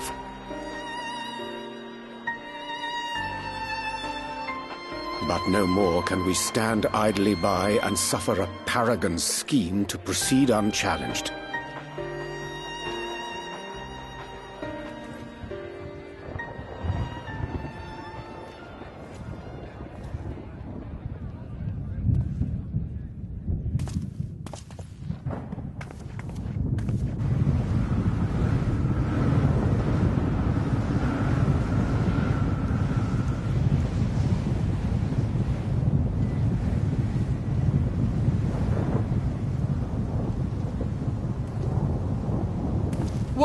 What's happening to the sky?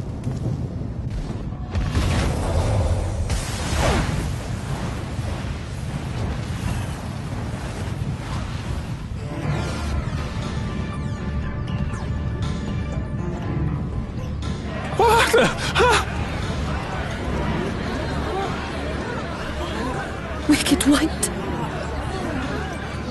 Oh no!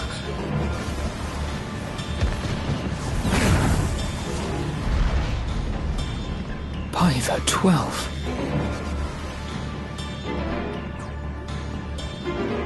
A star shower.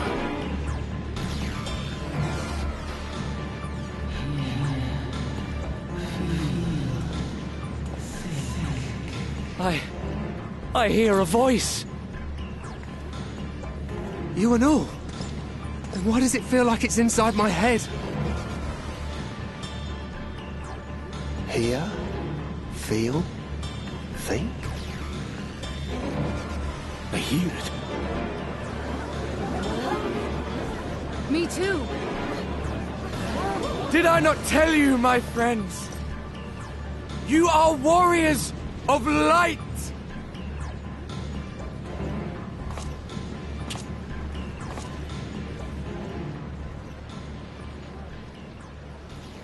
You're back!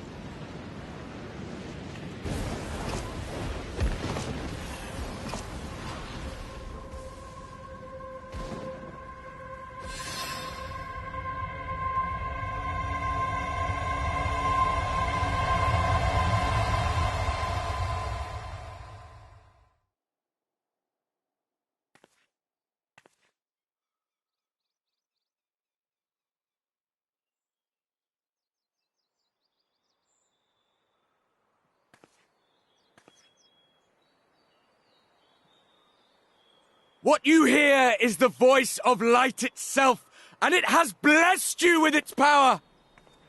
Welcome to the fold! I'm a warrior of light. I've been chosen? Can it be? Me, a hero.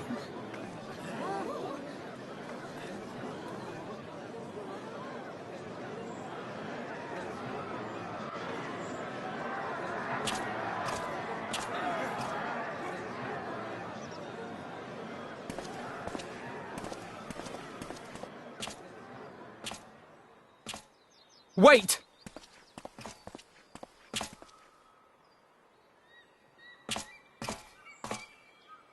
The falling stars, were they your doing? And why do you need warriors of light? What, am I to reveal my plans simply because you asked?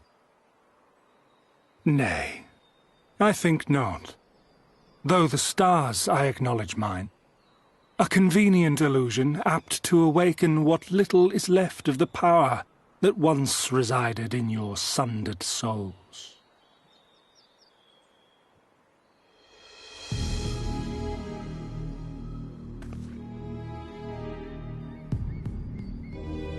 That which you and yours call the echo. And an echo it is, of a symphony, but a fraction of what men in their completeness once possessed. Even those among you who tower over others in the gift have only the faintest trace of it. But though sundered and forgotten through death and mocking rebirth, it has persisted. A whisper of our past, burned into your very ether, along with the sight of our end. Through the rekindling of memory, I have awoken the ability.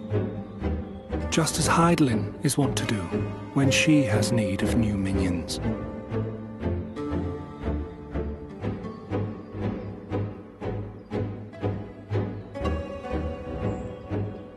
The Echo hath ever been thought a gift from Hydaelyn, a boon granted solely to her chosen.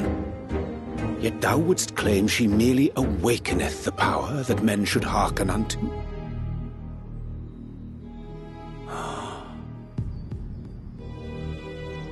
Her voice.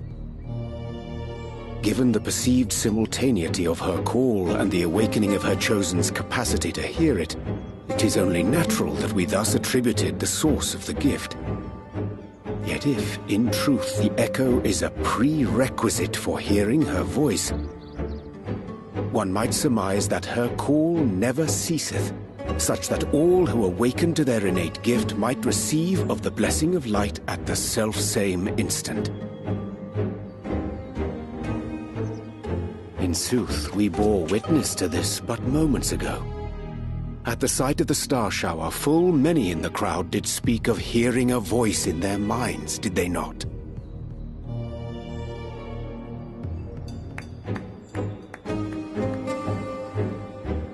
Just so. And whenever Hydaelyn has need of new servants, she is quick to pluck comets from the heavens or create illusions of the same. Why then didst thou conjure this vision, full knowing that thine age-old foe would thus claim those awakened to the gift? Foe? You must be mistaken. As you see, I am a warrior of light. And together with my comrades in arms, I shall save the world. Just like you.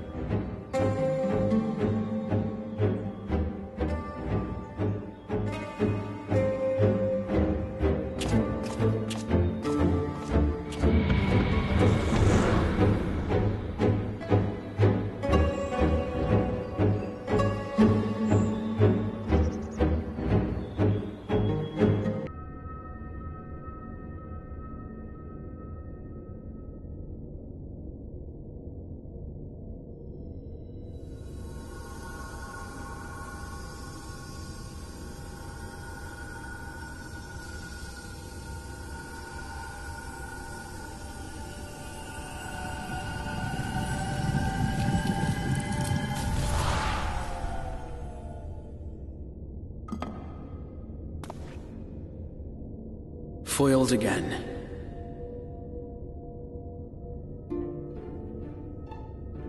If I cannot imbue the infernal thing with my power via magical means, we may need to devise a way to infuse the vessel with my blood after all.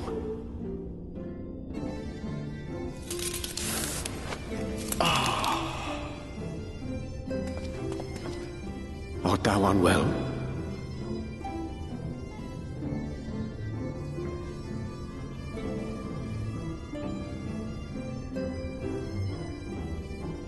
Or perhaps a brief respite? It wouldn't do to overtax yourself.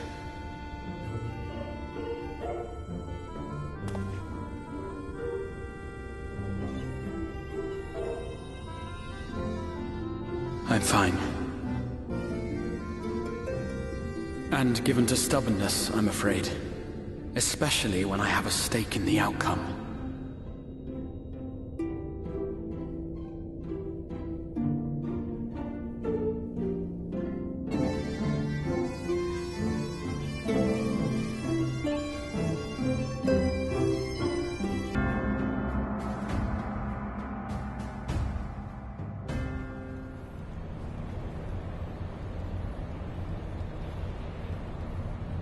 The dream again.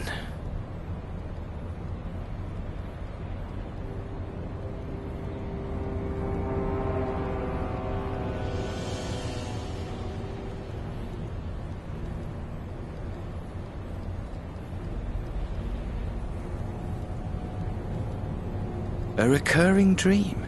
They do so fascinate me. Might I trouble you for the details?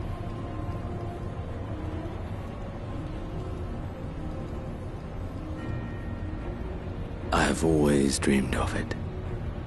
Fire falling from the heavens, and the city, nay, the whole world ablaze.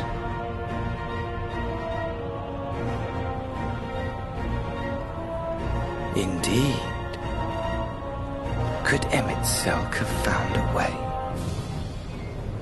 Precious few possess memories of the final days. The final days?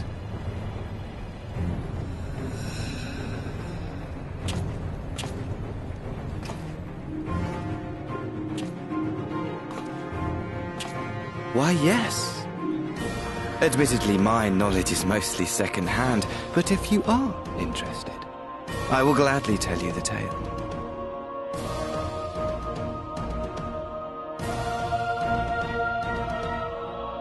The tale of the world's end.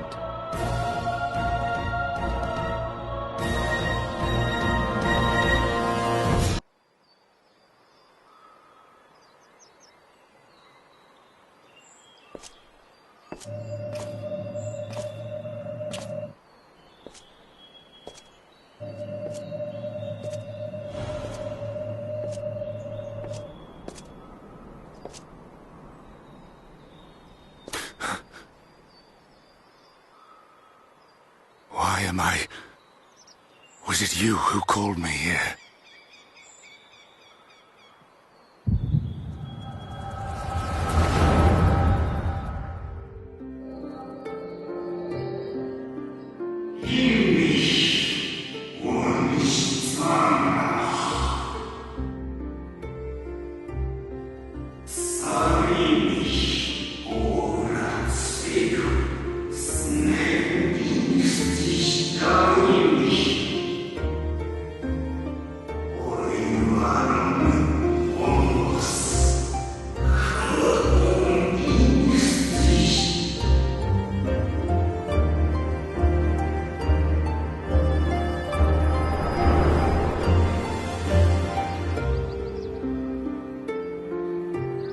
So you peered into my memories. No matter.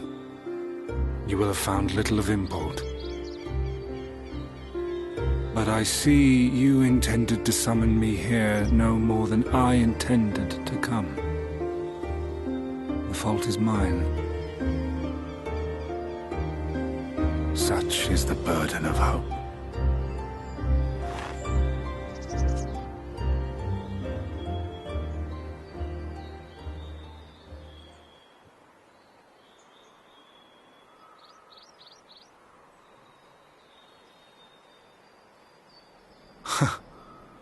I merely avail myself of such tools as I require for the conflict to come.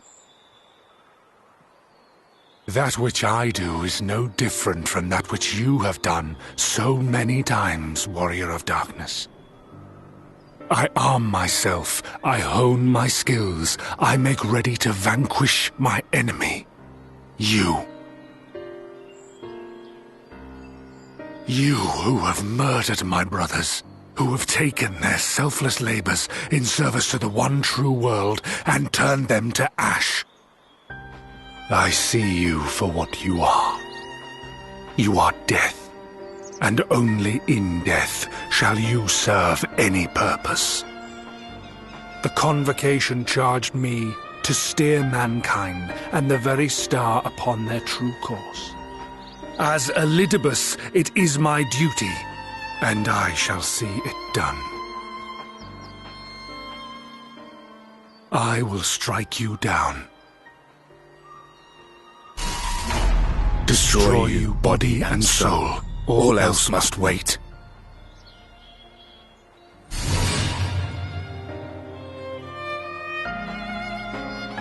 Ere long I will come for you, Warrior of Darkness, and I will save the world.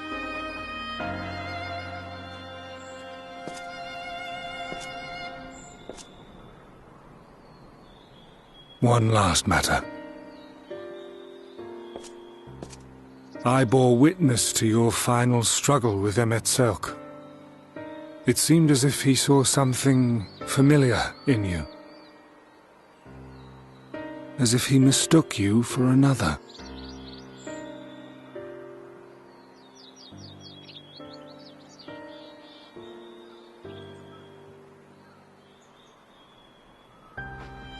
No, I recall not of whom he spoke.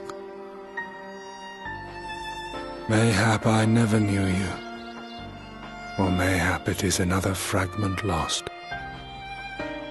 Ah, I wasn't aware you already had a guest. If the conversation is constructive, I shall not intrude.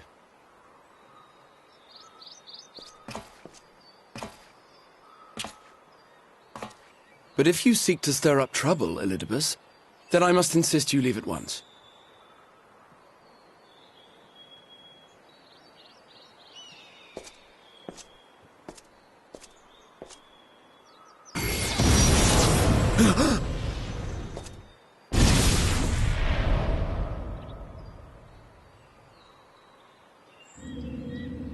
Though you lack her blessing, your soul is surprisingly dense.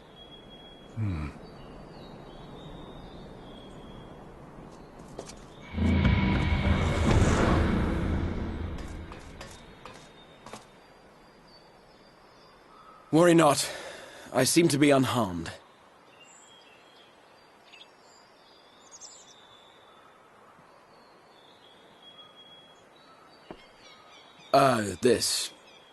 This is my own doing, the consequence of my recent exertions. It is the Tower's way of compensating me for the demands I have placed on it. Rest assured, it is no great inconvenience at present. Indeed, I told Beck Lug as much, but they would not be persuaded and sent me away to rest. No need to make a fuss. Strange as it may sound, I consider it something of a badge of honor.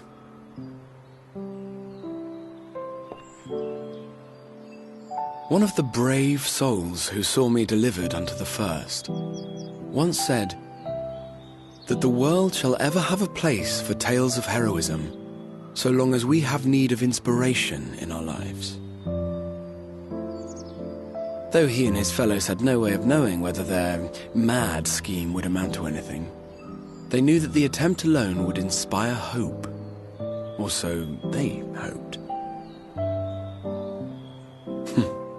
A more optimistic lot one would be hard-pressed to find. They said they would find a means to save our God's forsaken world, just as soon as they had sent me on my way. Said it with such confidence that, for a fleeting moment, I half believed them.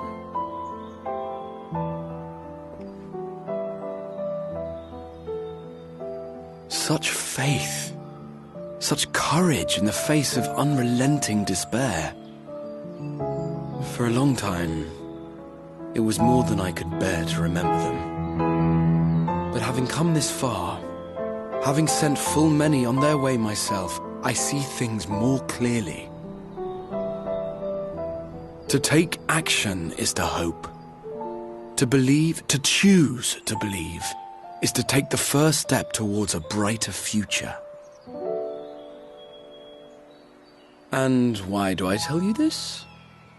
Because I want you to indulge me in a little recklessness. Needless to say, I have a plan. And when all is said and done, I will ask yet another favor of you.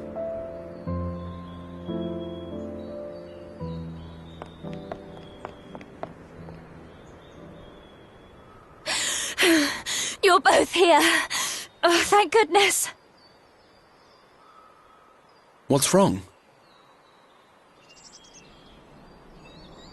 It's Thancred. He's collapsed.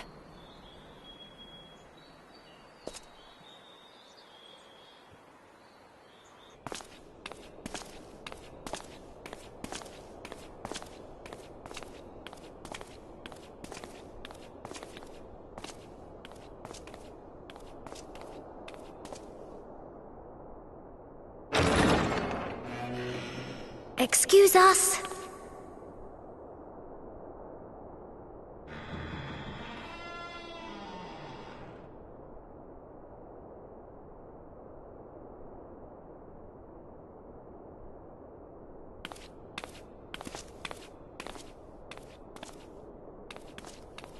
This way.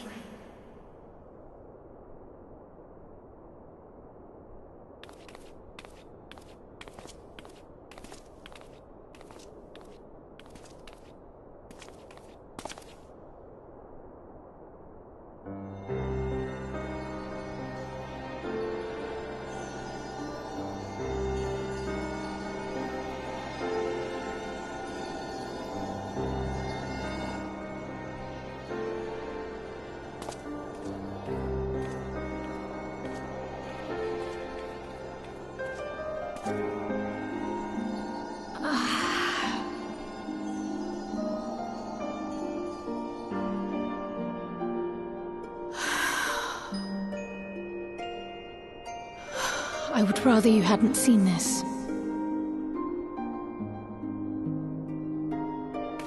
I'm sorry. We have urgent tidings.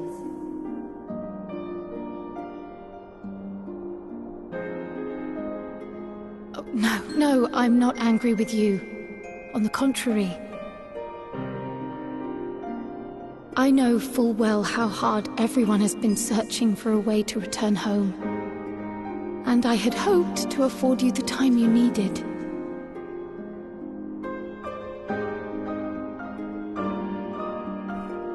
But given our friend's present state, perhaps it was for the best that you came.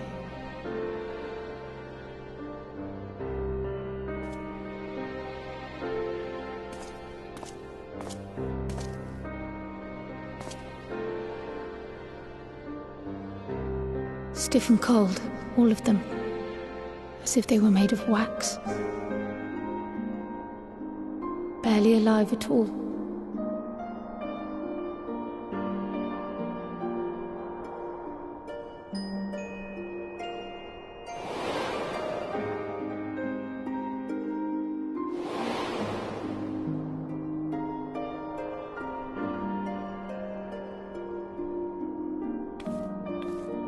And they had been doing so well.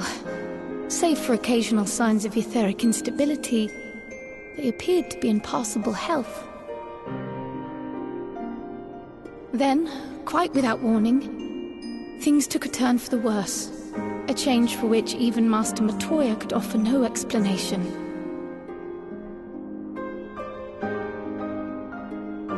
She could only remind me that the soul is yet an unknown frontier, and that much and more lies beyond our ken.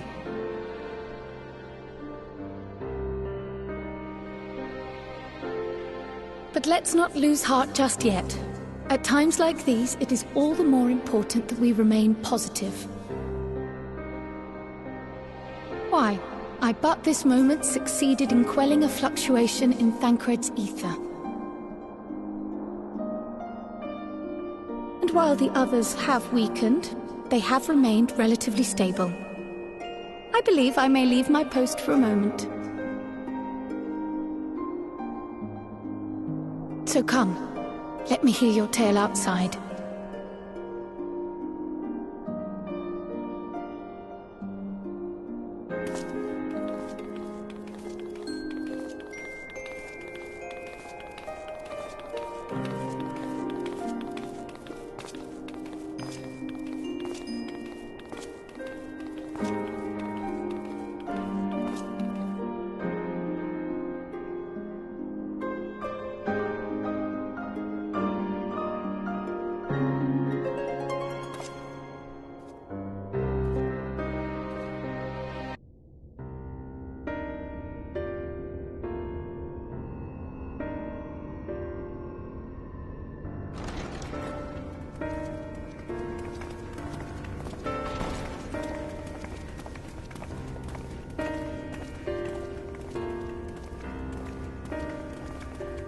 Forgive the delay. We have visited every region and confirmed the presence of Ascians throughout the realm. Lest a grave predicament be made to seem hopeless, it should be noted that they are of inferior rank. The black-masked minions who answer to the red. Yes, a gaggle of schemers attempting to exploit recent events to sow the seeds of petty conflict. Fortunately, nothing of any great concern has come of their meddling just yet. We also encountered a number of the Crystarium's former defenders, busily solving this problem and that in a bid to become warriors of light. Their zeal is to be applauded. It is but a pity I cannot encourage them on their cause. Not knowing Elidibus set them upon it, no. Both the troubles to be solved and the villains to be vanquished are his doing too, like as not. And so, with apologies to the aspiring warriors of light, I believe it best that we deal with the Ascians quickly and quietly. I quite agree. But tell us, what news from the source? How fare our bodies?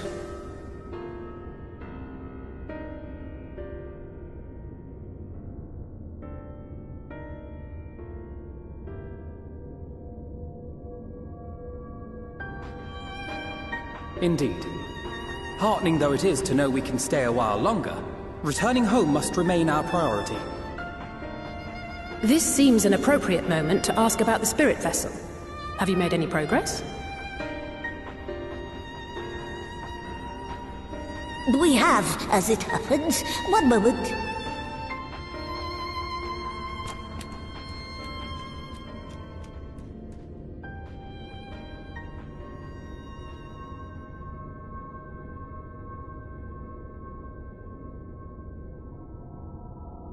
The red stones. Then this doth mean... For the benefit of all, permit us to explain. As you will recall, using white auracite as our starting point, we fashioned a vessel for mind and memory both. Yet, though it served this purpose admirably, the process of imbuing it with one's complete essence proved a somewhat thornier proposition. Simply put, the memory would not accompany the mind, and so we looked to the Allagan's mastery of memory transference for a solution.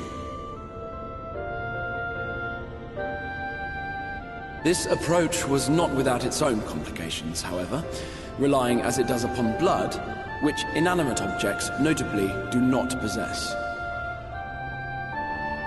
We duly explored methods of suffusing the vessel with drops of the aforementioned. Alas, our painstaking experimentation succeeded only in making me feel faint. and singularly failed to imbue the crystal with the necessary properties. It was then that an idea occurred to me, namely that we might fuse the vessel not with normal blood, but with my crystallized essence.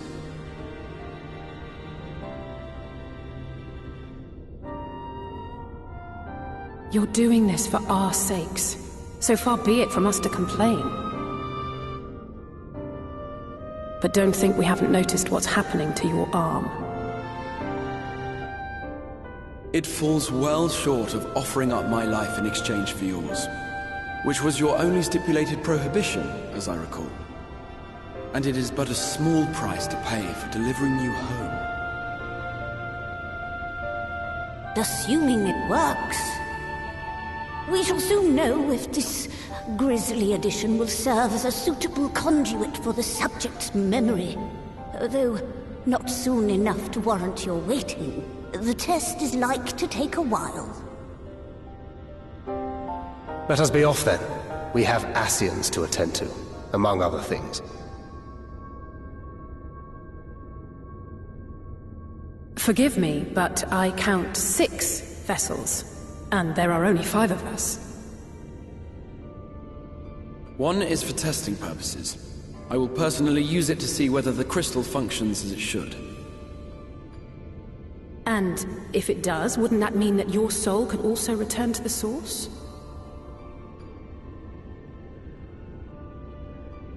Yes. In theory, at least. But there is a distinct difference between your circumstances and mine. While your corporeal forms want for souls, my past self does not. Mayhap our essences would blend, or mayhap they would curdle. There is no telling what might occur.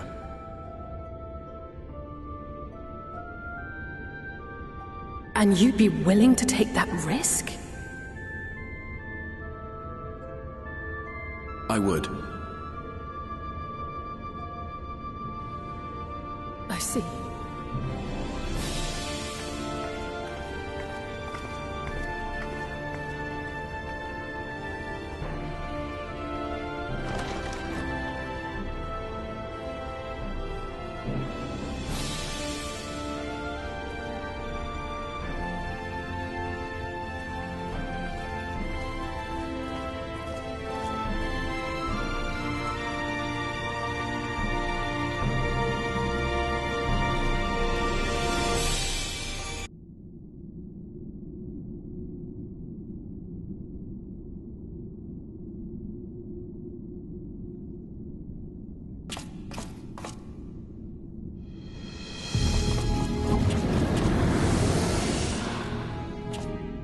Excellent. I had intended to speak with you alone.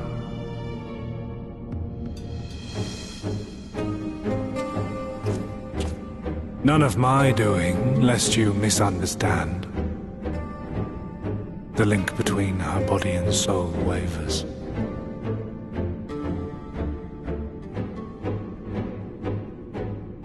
I know not what you hoped to find here, but it will avail you naught to learn of our past.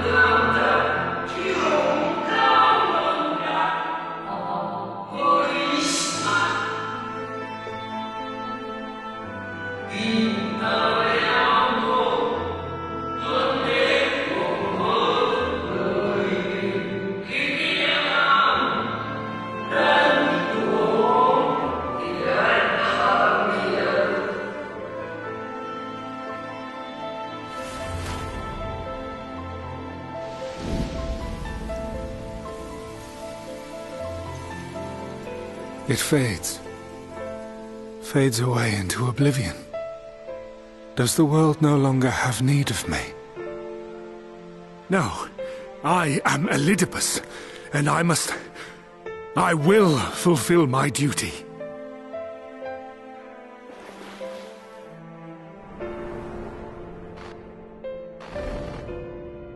Sundered though you may be, you fought for the world's salvation. For hope. Hope.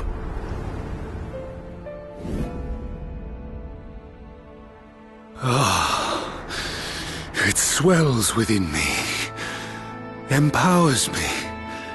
Now I may carry out my mission. And yet, why do I yearn for this? Why do I struggle so?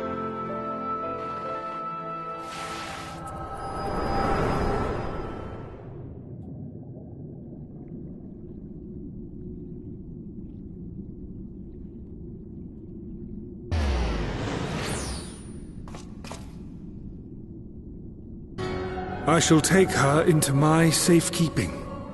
If you want her back, you will do as I ask.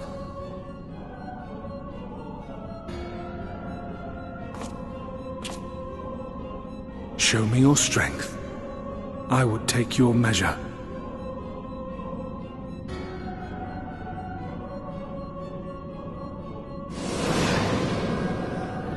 I have prepared a suitable arena. You need but ride the flow of ether.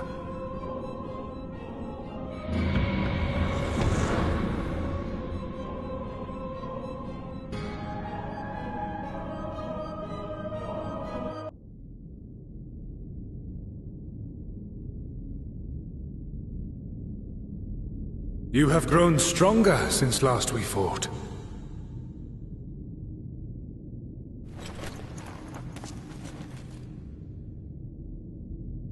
The result of your trials in the first, no doubt. Have you finished?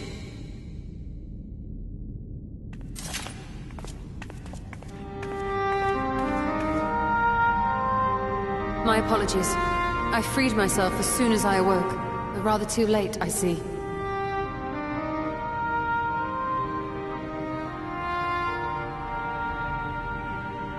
Now, Elidibus, if you have ceased trading blows, I would trade words with you.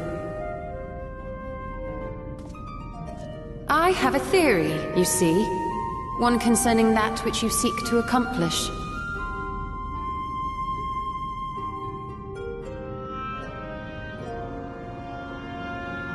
It stems from who, or rather what, you truly are. A primal.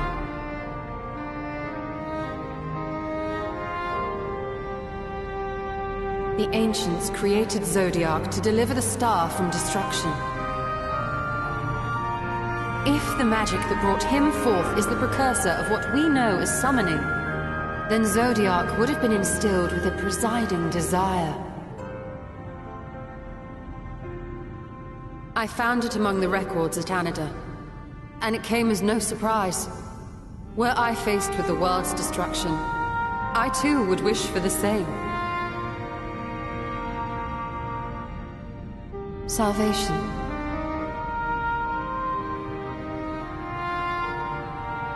I know that you sacrificed yourself to become Zodiac's heart. How you came to be separated from him is less clear. But if you are a fragment of his being, it stands to reason a desire for the world's salvation would drive you. And thus did you seek to inspire the masses to rise up as warriors of light, going so far as to use Ardbert as a symbol of hope.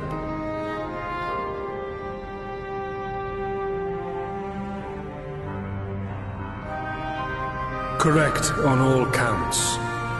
Such is my nature, and such are my methods. I have aided heroes. I have made them. I have even become them. This served not only to strengthen me, but also to facilitate the work of my brothers, such as Emmet Selk, with his penchant for nation-building.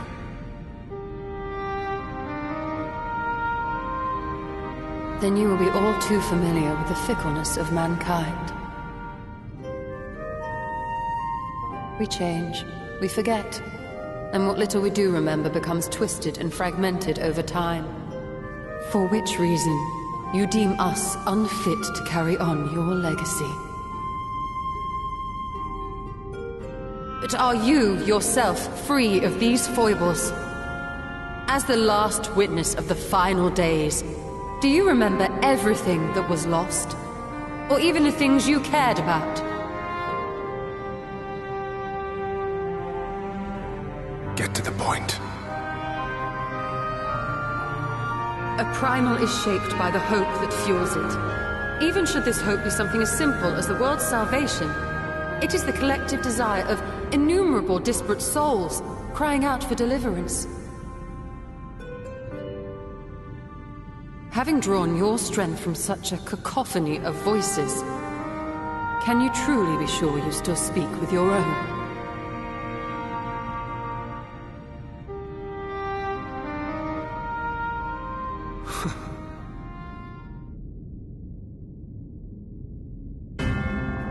Your question is irrelevant. No matter how much I should change, no matter how much I should forget, I shall ever remember my duty. At times I stand with my brethren. At times I stand against them. All that I might steer mankind and the very star upon their true course. For Elidibus is my name and my mission, guiding my every deed.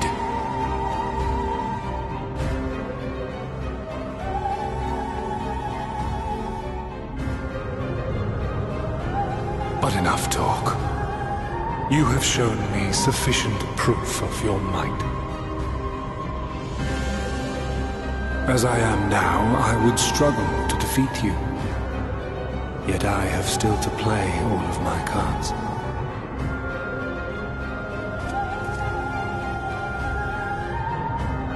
If I could offer you some semblance of sport, your lessers would pose no threat to me. Would you not agree, warrior of darkness?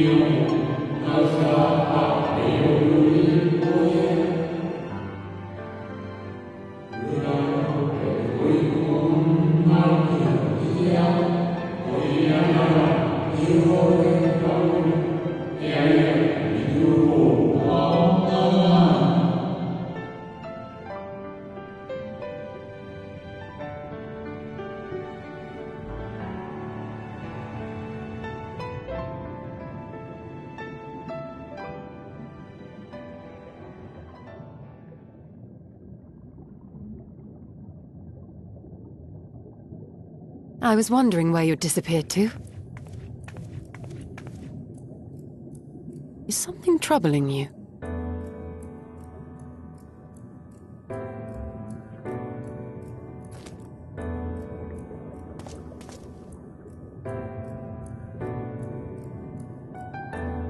No? Very well. I have everything. Let's hurry back to the surface.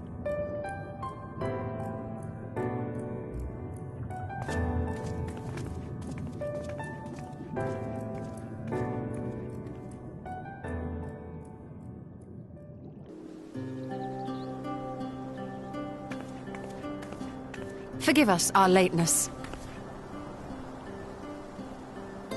Master Chai, my congratulations on your appointment. By all accounts, you are a capable mayor. Oh, I have capable friends, my lady. I must say, it's good to see you looking hale and whole again.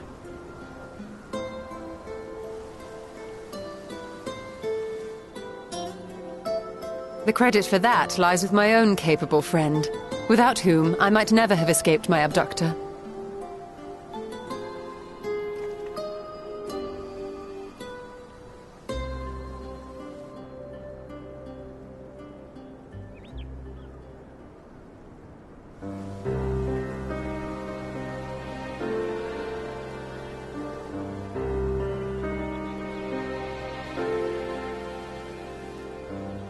A primal? I suppose that would explain why Elidibus has been fostering faith in the Warrior of Light. While you were enjoying your audience with the Wandering Heart of Zodiac, we were busy dispatching the last of the Black Master Ascians, a task which proved almost insultingly easy. Formidable though we undoubtedly are, they were obviously sent to provide encouragement for budding heroes. One cannot help but wonder how many times the ploy has been used before. Master Chai, you mentioned that the people of Calusia are similarly enamored of the Warrior of Light. Indeed, though it's hardly surprising given the state of the world. Many are still struggling to find a purpose, and it's only natural that they should take comfort in the tales. Then the fever has spread to every corner of Norvrent. We may have dealt with his black-masked minions, but it is plain Elidibus has yet to show his hand.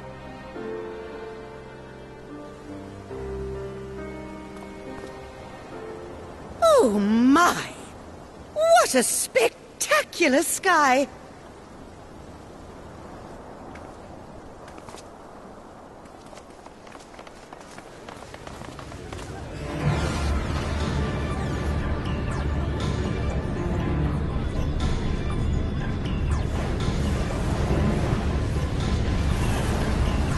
Another star shower. Wait, is that...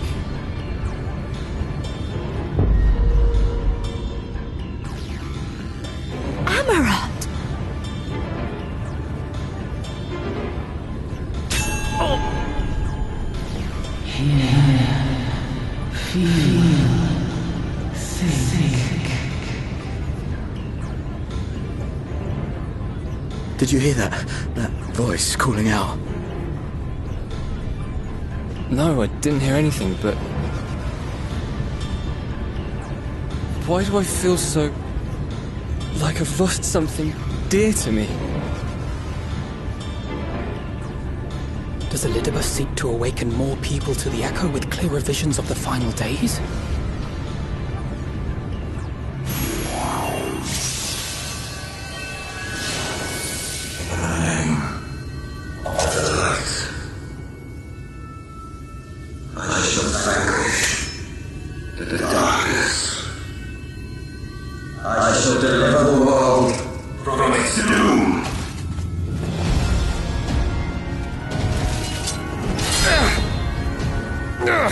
And who might you be?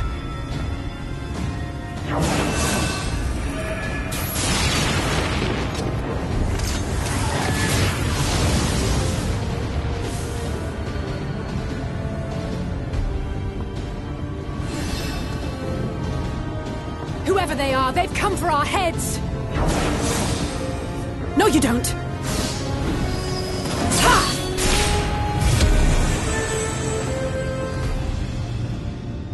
They are not of flesh and blood.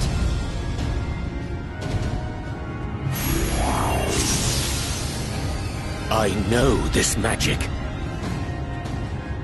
The rings are like unto those that the Exarch did employ in our summoning.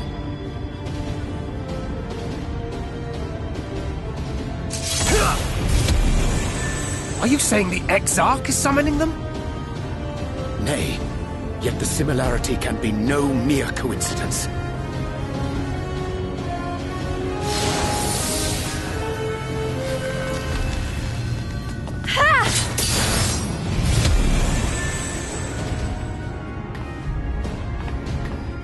Should we make a stand here, or retreat to the Crystarium?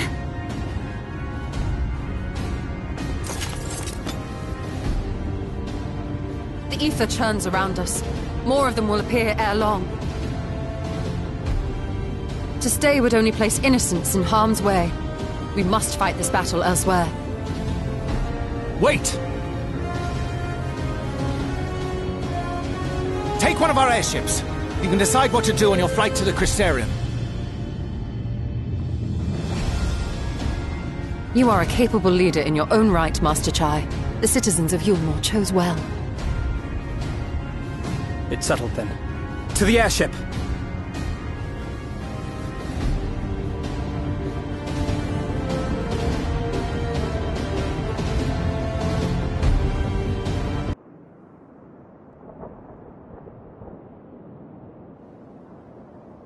I think that's the last of them. Apparently even they have limits. Nevertheless, we should remain vigilant.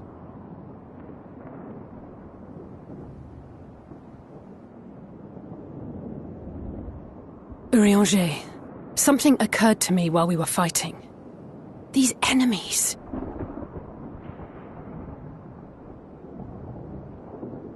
Are heroes hailing from other shards, summoned hither to deliver this world from its doom. Scant moments after the star shower did they appear, as yet more souls were inspired to walk the hero's path, no doubt. Thus did hopes for salvation of realms near and far resonate and converge, lending still greater strength unto our adversary. So that's Elidibus's game. But first things first. If the rings are the same as the Exarchs, then we need to ask him how that's possible.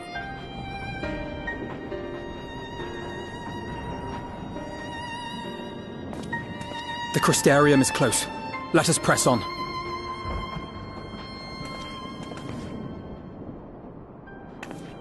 They come.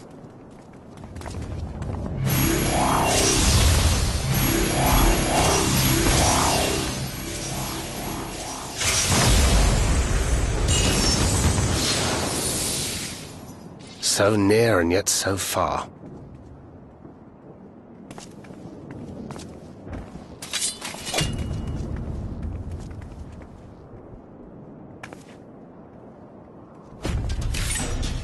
In the chaos of conflict, one can always find an opening to exploit. Whoever taught you that is a wise man indeed, and good with a gun blade. But yes, I dare say we can create an opening wide enough for at least one of us to slip through. That being you, of course, though others are welcome to follow in your wake. Reen and I will keep our guests occupied.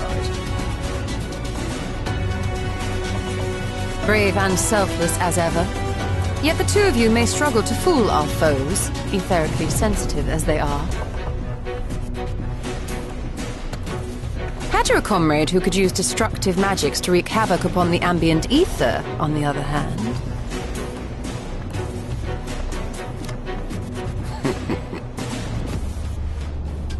Very well. I too shall assist in the diversionary effort.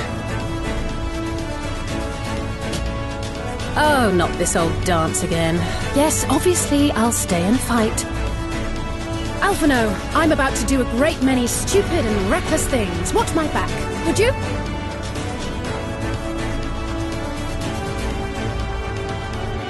And there you have it. Take care of yourself, my friend.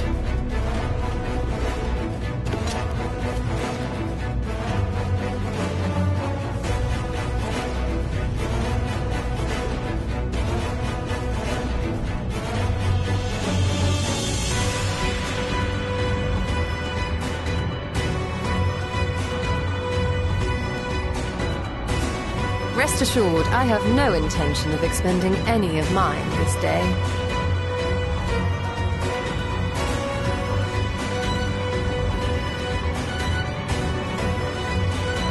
Finished? Then let's begin.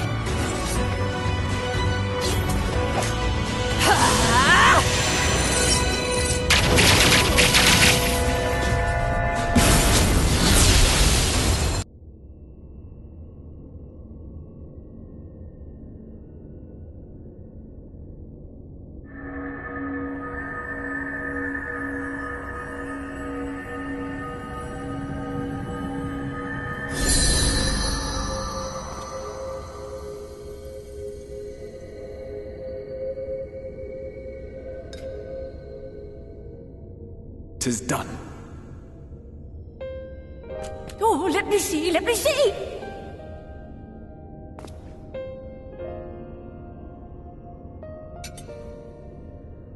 Oh, yes! Your memories are preserved safely within. We've done it at last!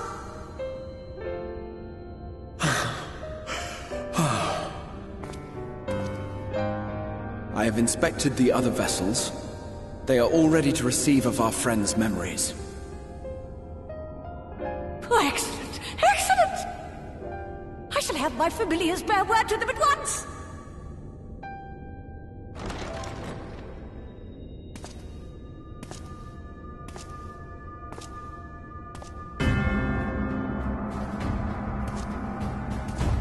Elidibus.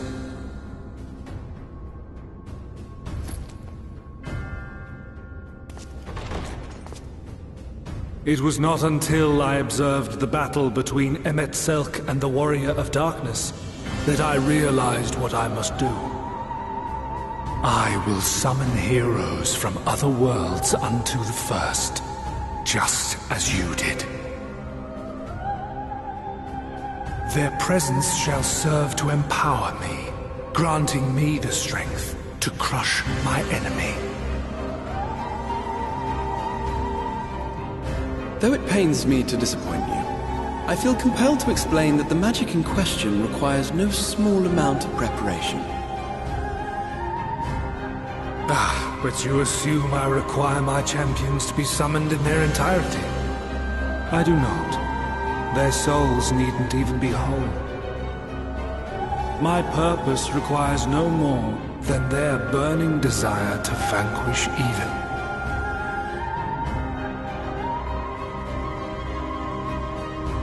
This I shall sear upon the ether, raising thereby an army of phantom heroes to whom I shall whisper, as I have to so many over the ages.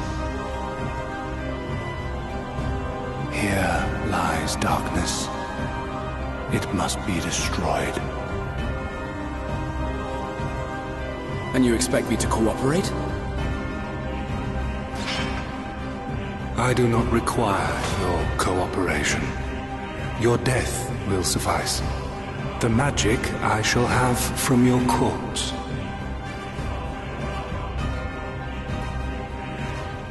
Go, Lucas!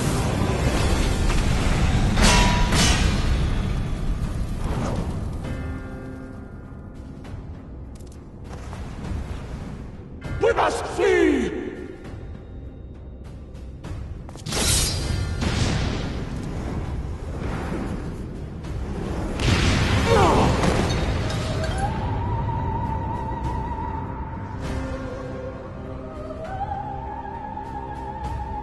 But what is this?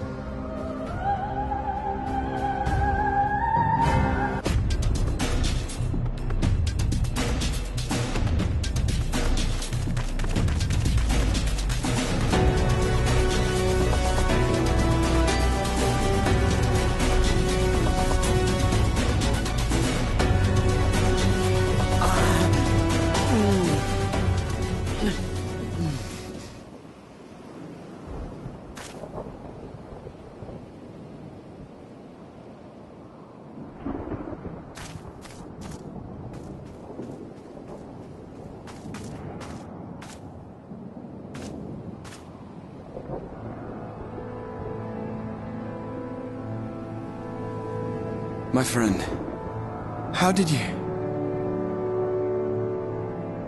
No matter, Elidibus. He took us unawares.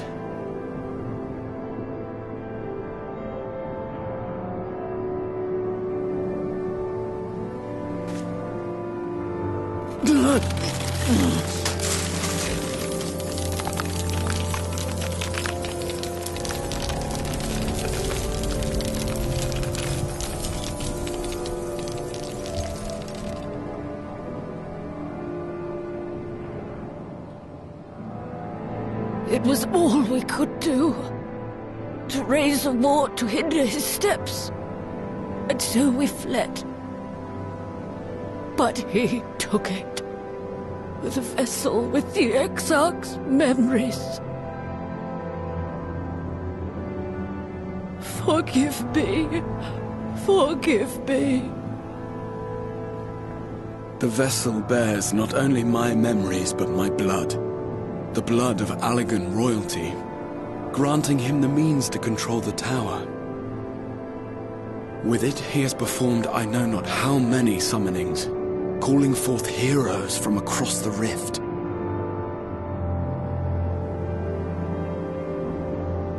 And, as you can see, the burden upon the tower is beginning to tell.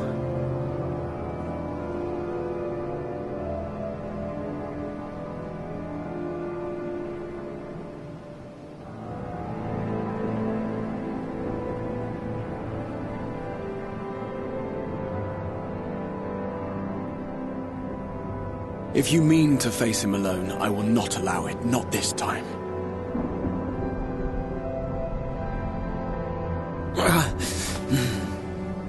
Elidibus has exploited the people's nobility, twisted their purest intentions for terrible ends. And I cannot let it stand. As Exarch, it is my duty to protect them, to defend their hopes and dreams. So I am going to the Crystal Tower, with or without your blessing. Though, I would rather it were with.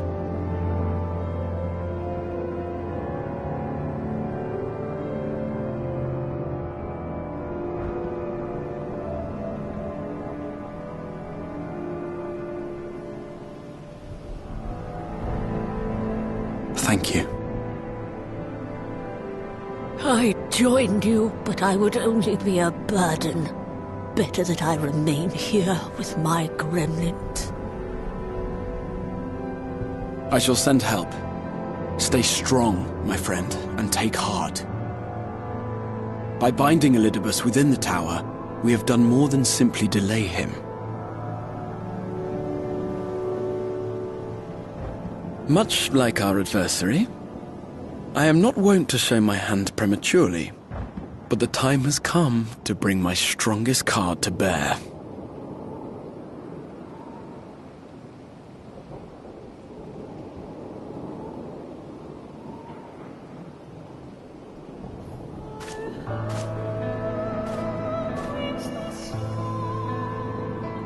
To the tower!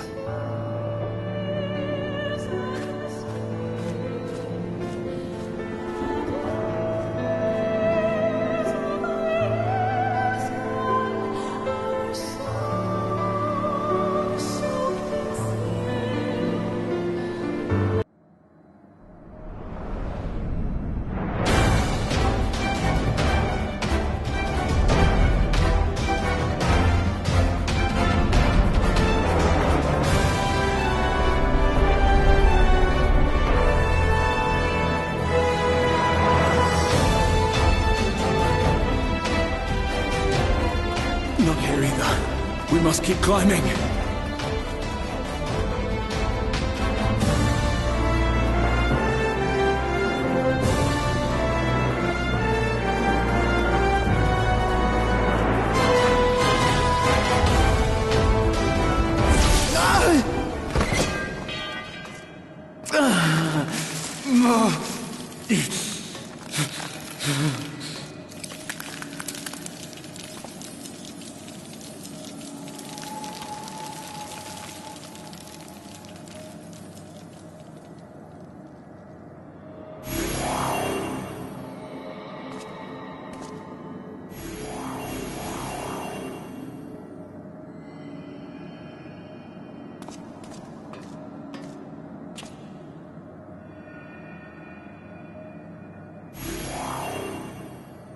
'Twas but a matter of time. I cannot keep up with you, nor will it avail us to make a stand here. You must go on without me. Find Elidibus and stop him.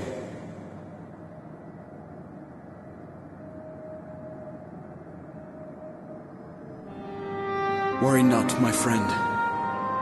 Though I am no warrior, I have learned to hold my own over the years.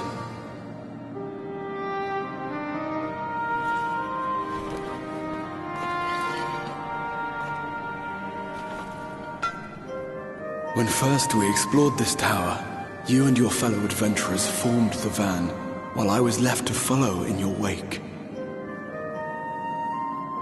Suffice it to say, I was not best pleased with the arrangement.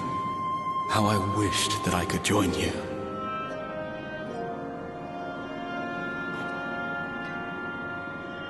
And now I have, here where it all began.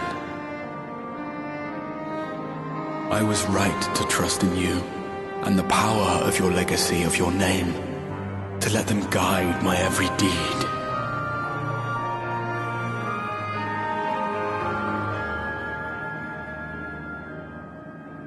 For Elidibus is my name, and my mission, guiding my every deed.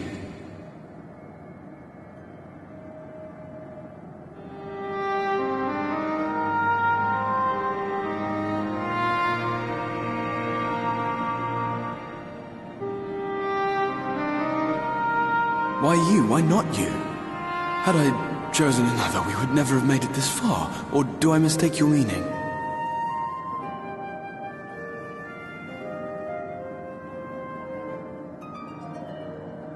Elidibus spoke in similar terms, you say?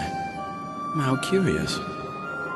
To answer your question, then, I made my choice for reasons which seemed obvious to me, but may not to any other.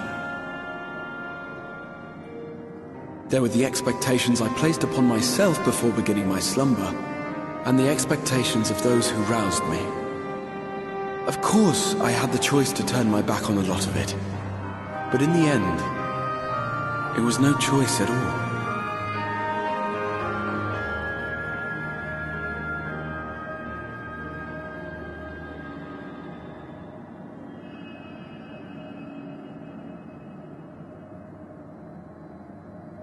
I cherish the time I spent with you and the others.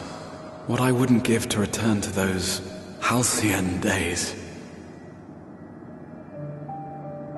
Chasing ancient secrets, overcoming trial after trial with the aid of like-minded comrades. And what remarkable comrades they were.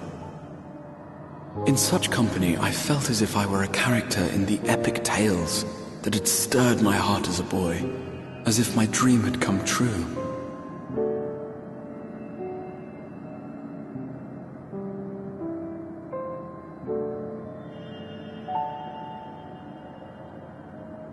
It hadn't, of course, for I was no hero. Neither then nor after. Though the world to which I awakened and the first were beset with myriad problems, I rarely knew how best to play my part.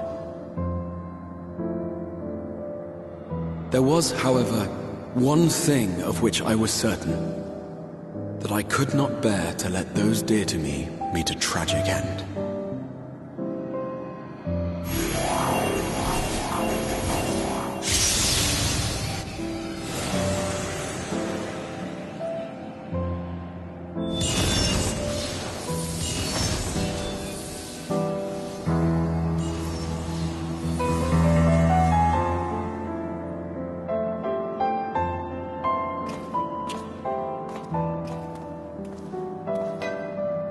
I'm afraid our time is up. Go!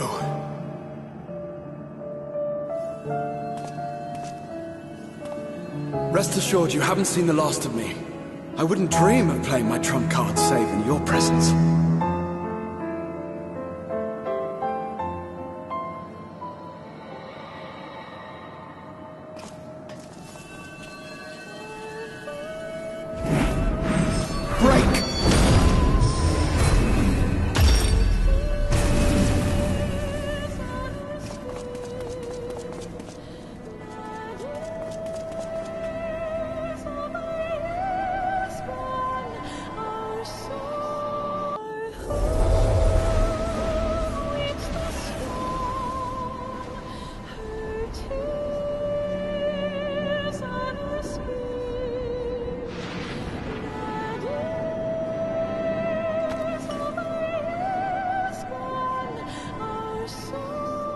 Memories of a possible future.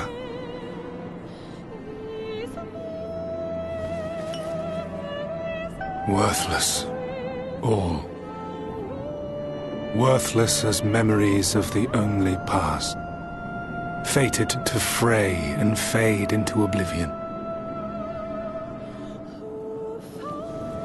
Leaving naught but a gaping void.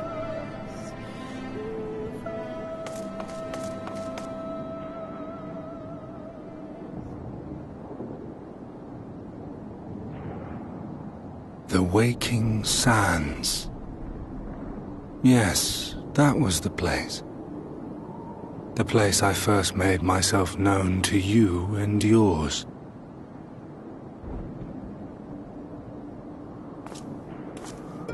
The seventh rejoining had left the realm listing dangerously towards darkness, and events were unfolding that threatened to push it over the brink. Thus did I approach you in my capacity as emissary, thinking that you would make a useful pawn. But I was wrong.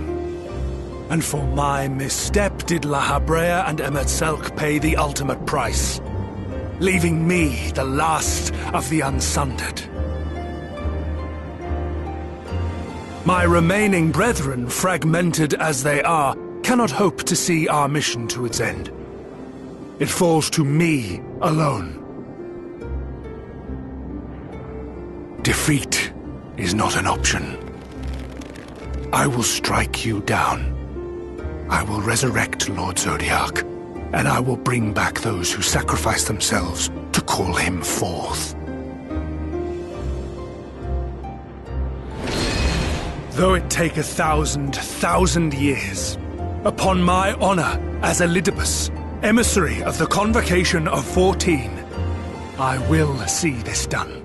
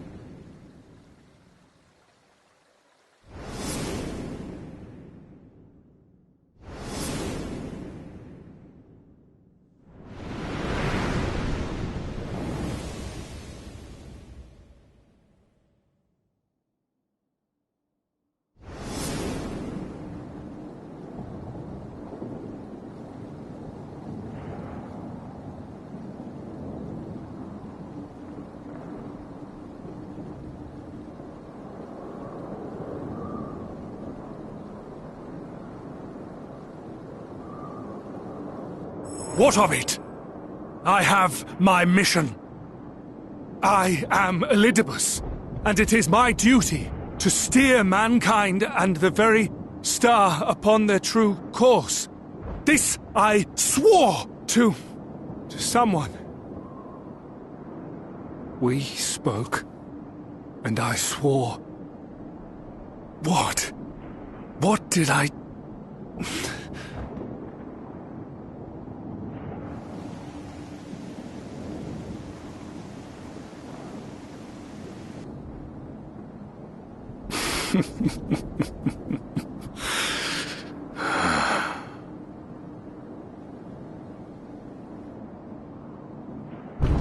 This pain, this torment, is nothing. No more than must be suffered to deliver the world from its doom. No more than any of you malformed creatures have known. Even should you lose all that is dear to you, even should it cost you your life, you bear the burden and fight on, kicking and screaming until your last breath is spent!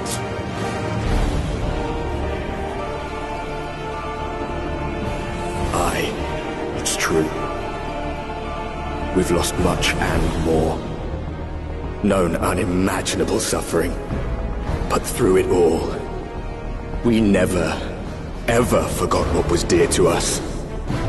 And that's what gave us the strength to carry on.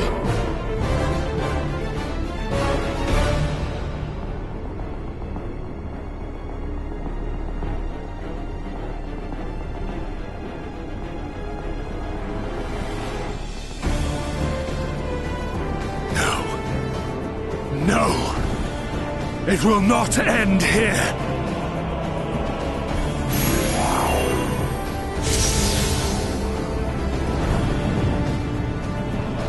Champions from beyond the rift, heed my call! The time is come to deliver your brethren from darkness. My heart's sole desire is a world free of sorrow. Join with me now in hope and prayer for the salvation of all!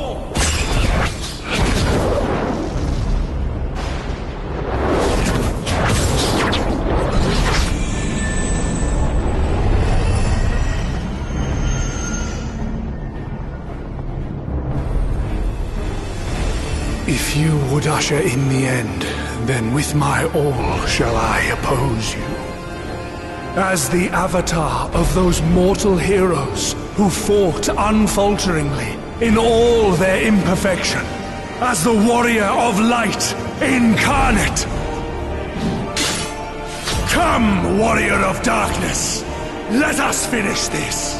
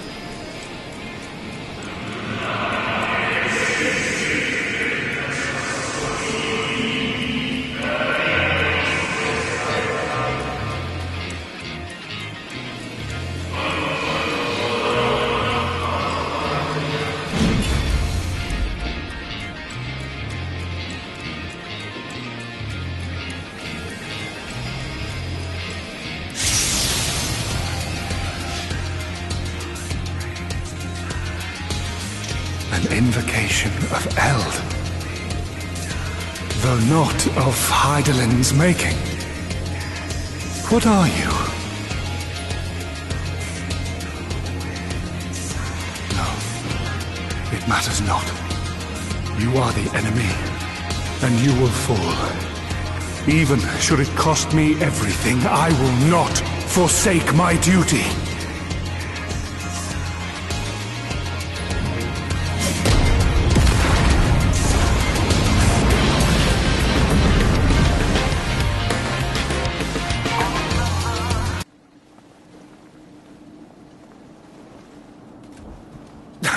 Fool!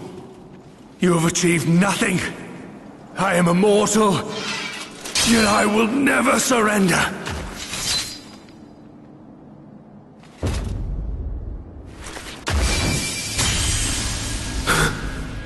Elidibus, so fixated were you on my memories of the future, you failed to heed the lessons of the past. Your obsession blinded you to the true nature of this tower. This beacon of hope for mankind.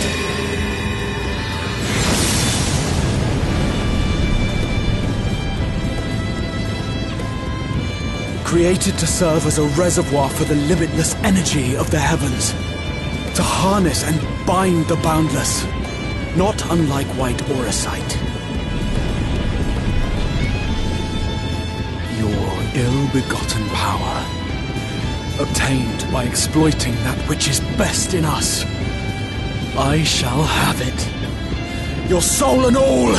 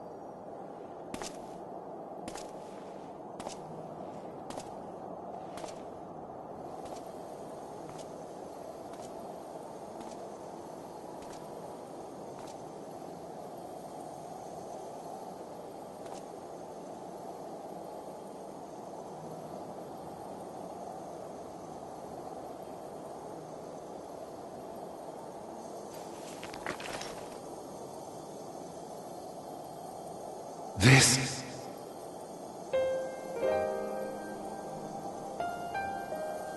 Yes. I would become him. I would save everyone. This, I believed.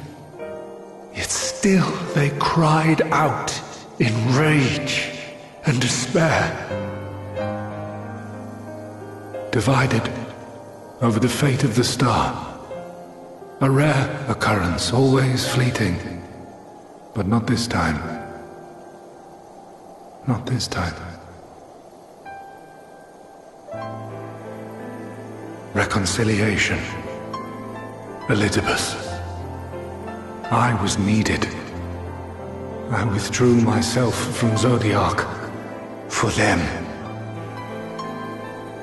My people. My brothers. My friends. Stay strong. Keep the faith. At duty's end, we will meet again. We will. We will.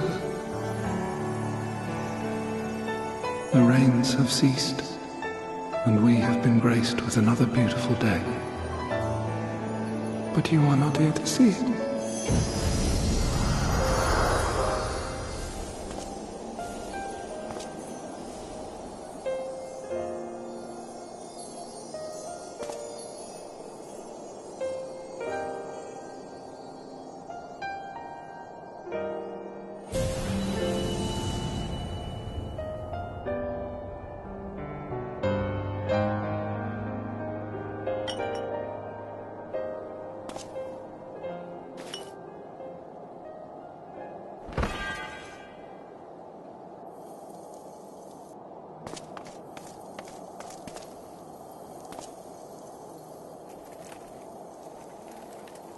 I concede I may have overexerted myself.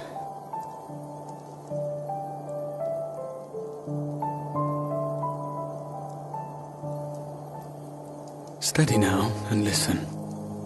I told you before that I had a plan, and that when all is said and done, I would ask a favor of you.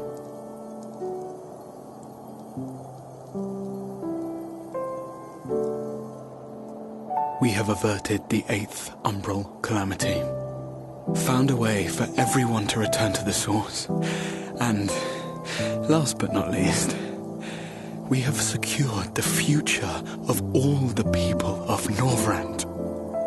We have won, my friend.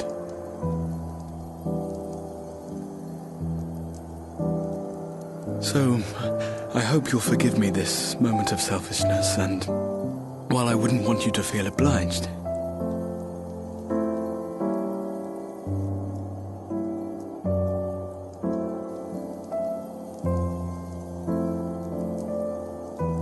promise me you'll take me on your next adventure.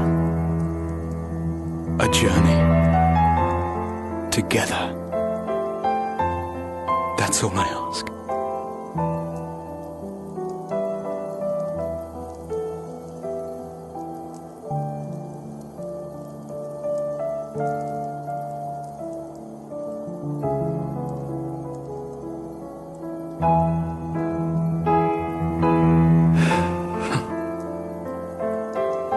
If I were to tell you that this isn't the end, that we will meet again, would you believe me?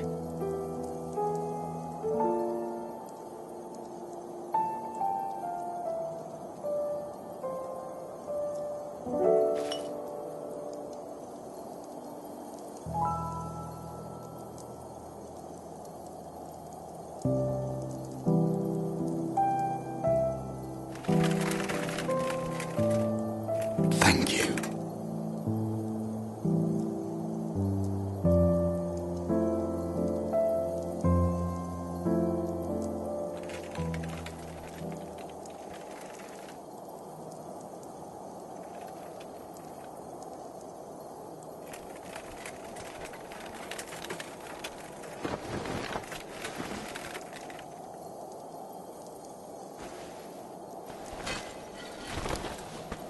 My friend, with you, my mind and memories shall travel to the ends of the world and beyond.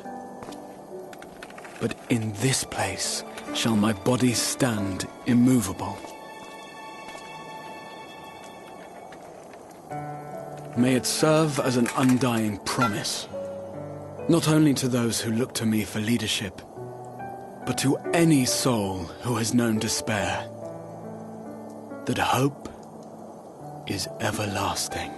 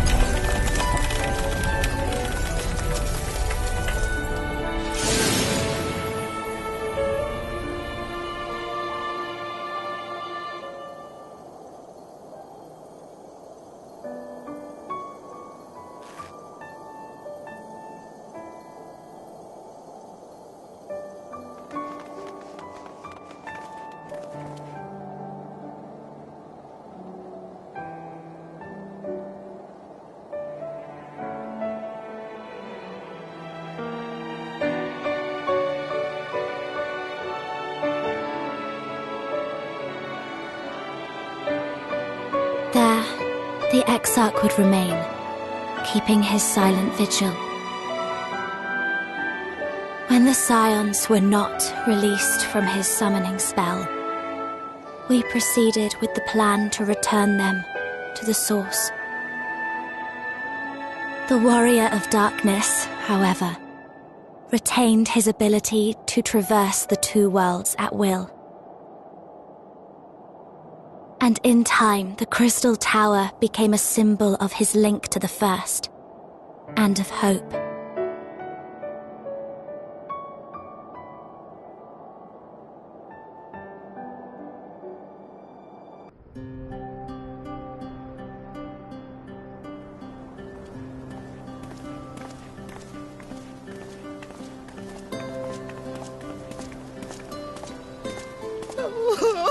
Oh, Alpha, no!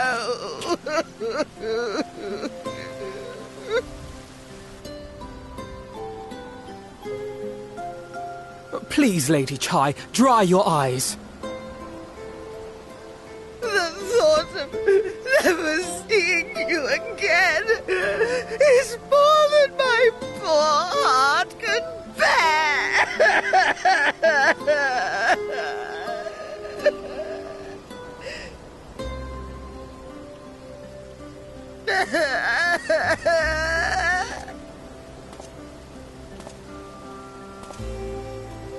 Oh, it's you. As you can see, Alphino has broken the news.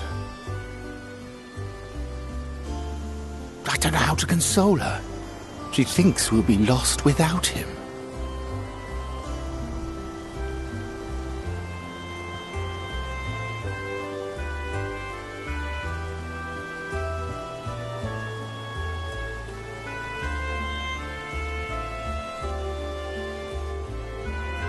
Indeed, my friend.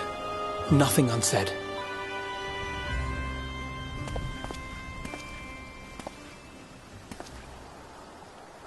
Lady Chai, I have a confession to make.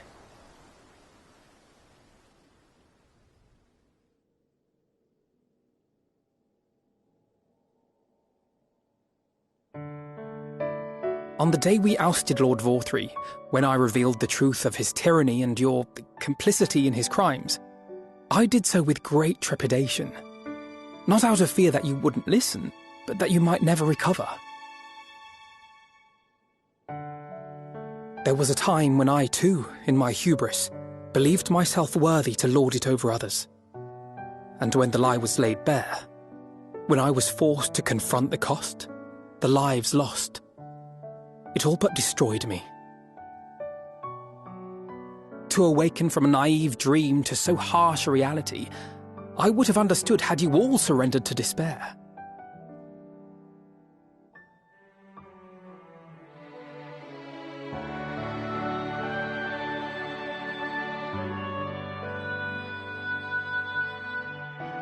But you didn't surrender. Far from it. You picked yourselves up and rose to the challenge. You found a path forward and the strength to walk it, and to keep walking it, day after day.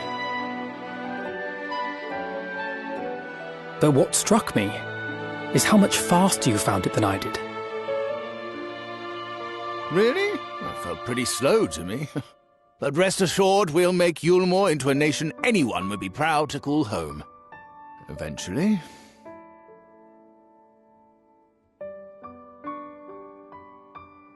You can still come and go as you please, I believe. When we have good tidings to report, I may trouble you to be their bearer.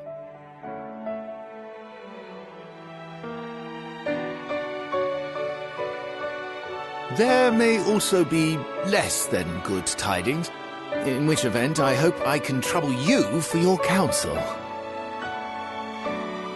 I should be honored to provide it, Master Chai.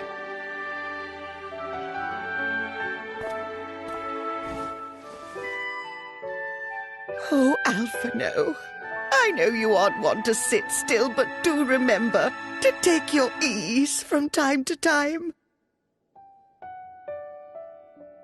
And no matter where you are, remember that there are people here who are praying for your health and happiness.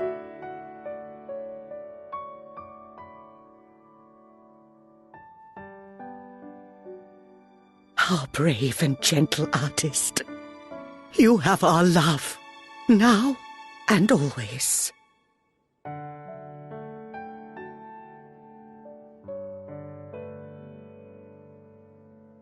And you mine. Please take care.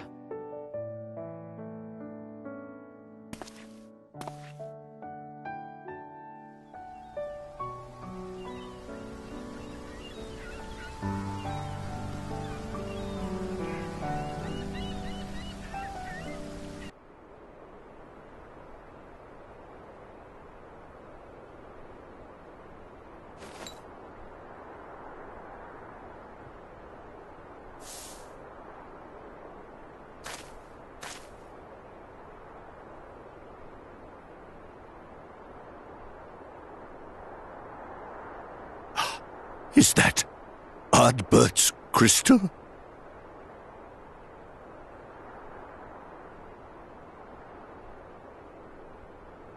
So it is. It has changed, but I would know it anywhere.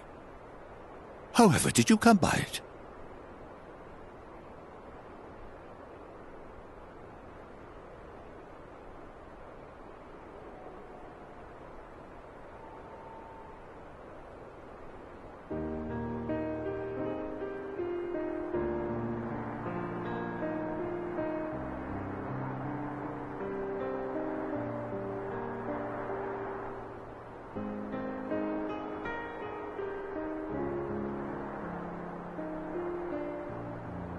Then, even in death, his enemies found a way to profit from his sacrifice. Oh, it grieves me to think of his body being used for evil ends. But, thanks to you, his honor is restored, and he may finally find peace. No words can express my gratitude. I will keep this crystal safe to the end of my days.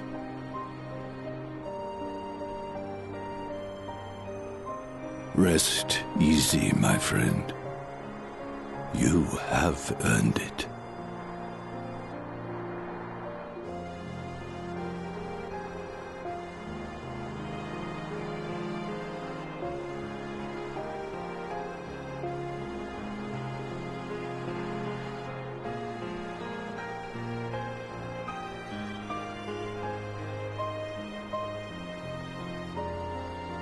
Pardon? Very well.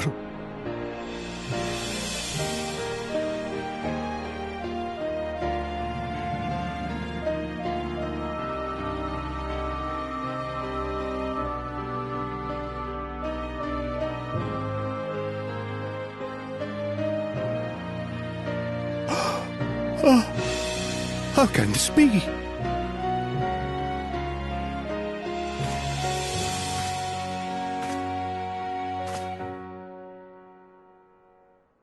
Seto, my old friend. You've grown. Oh, Ardbert, how I've missed you.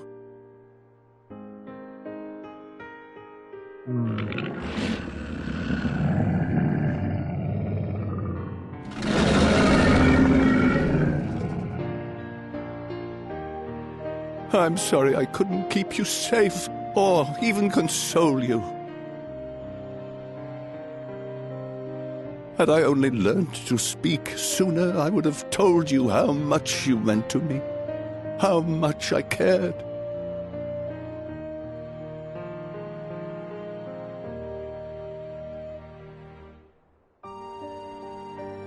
I knew. I always knew.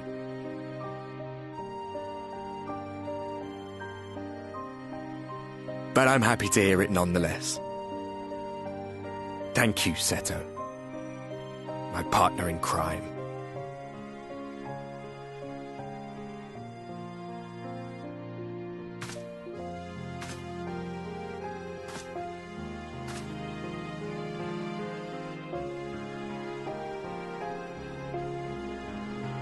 I see.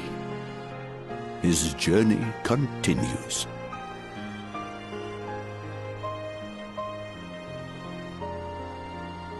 Then I will not yet bid him rest. With you, he may look forward to many more adventures.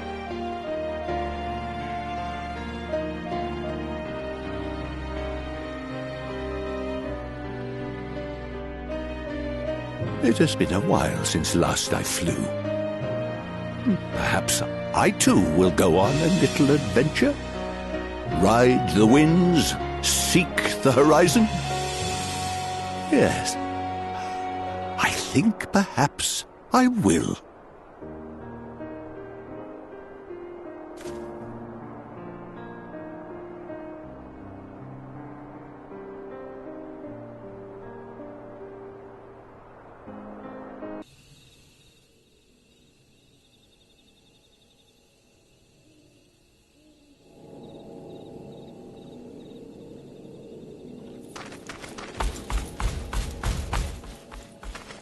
Master Matoya.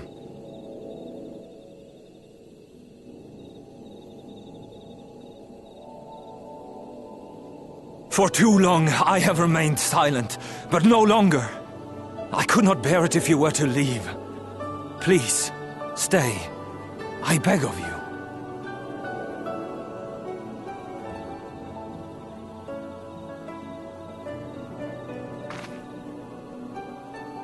Runar, please.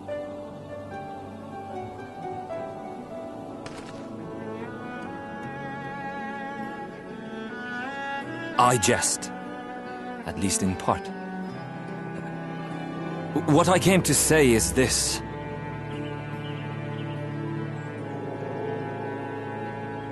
Thank you. Without your wisdom, your strength, and your kindness to guide us, our people would still be lost. We will never forget you, Master Matoya. Wherever your journeys may take you, you will always be in our hearts.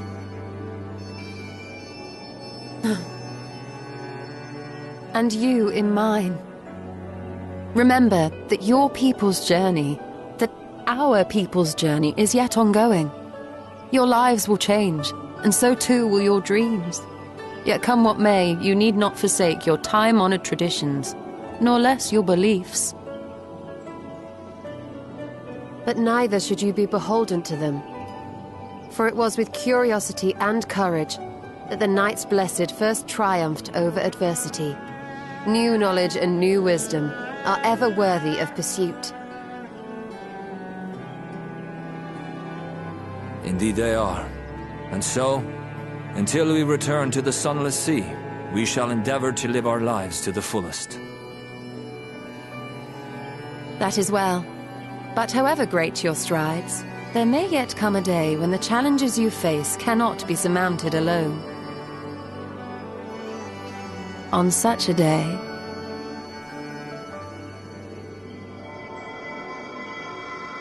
On such a day?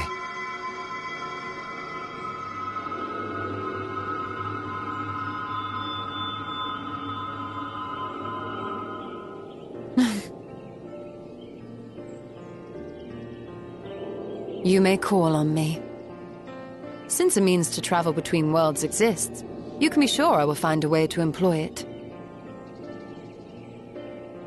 And there remain so many mysteries here that want for solving. Master Matoya! Runha, really?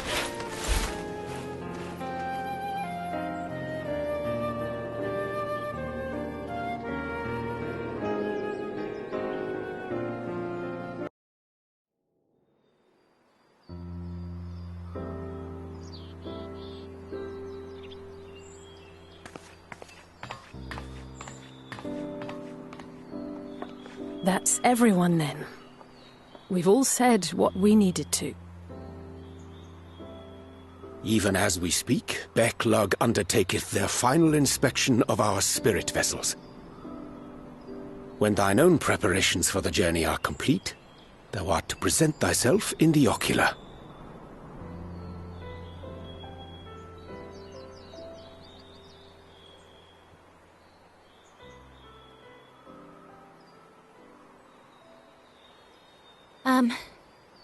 Everyone?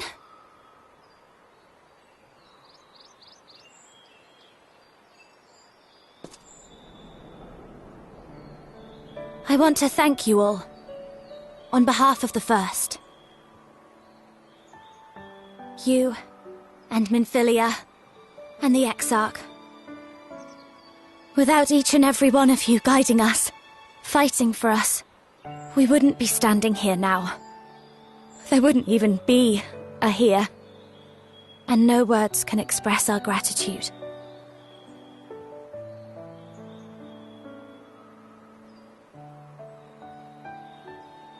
We still have a lot to do. Countless trials to overcome. But if it ever seems too much, I'll think of our time together. The happy moments, and the sad. I will remember it all. And it will give me the strength to carry on without you.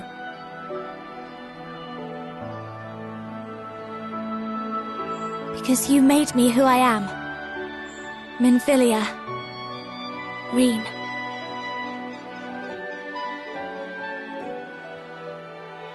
To honor these names and these memories, I will stand with all the people of this land and strive for a better tomorrow.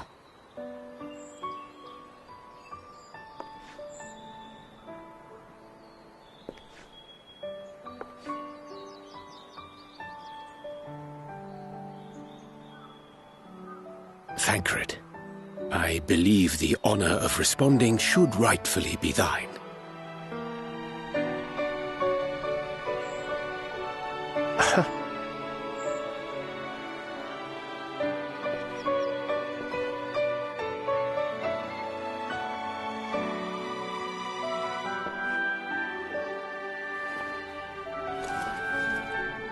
I know better than most how much you've grown, and I have every confidence you'll make your people proud.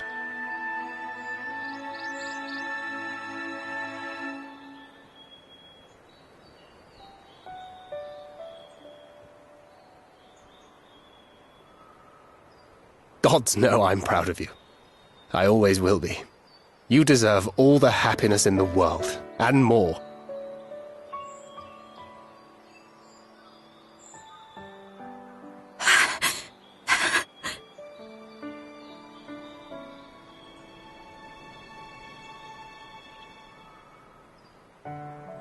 Might we also say a few words?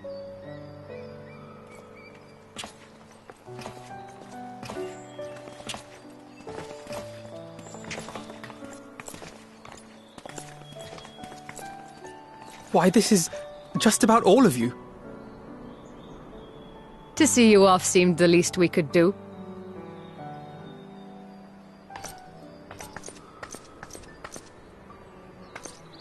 You risked your all for us, fought for a realm not your own. Before you came, we had never known the beauty of the night sky. Or the joy of your company.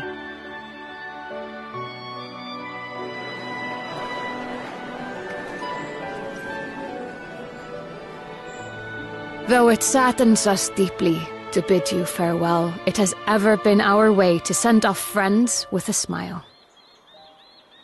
Wherever your road should lead, we shall pray for your safety. And following your brave example, we shall continue to fight for the Crystarium. With or without us, you've always taken good care of this city. I don't doubt for a moment you'll continue to do so. Aye, a more resilient people we have never known.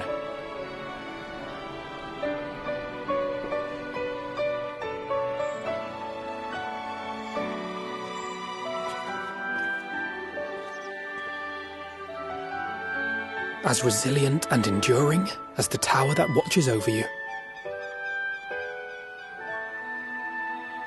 To the last, we did not question the Exarch about his past.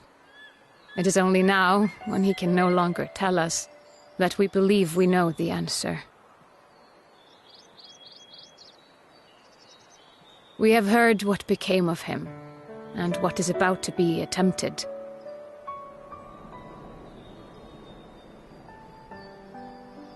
All will be well. Of this we are certain. How could it be otherwise, when every soul in the Crystarium is praying for it with all their heart? And so, when our Lord awakens, I bid you give him a message. Tell him he needn't worry about us. That he need no longer hide who he truly is. That he should live his own life to the fullest. And that if he should ever find himself reminiscing on the past with a smile, we shall be smiling with him.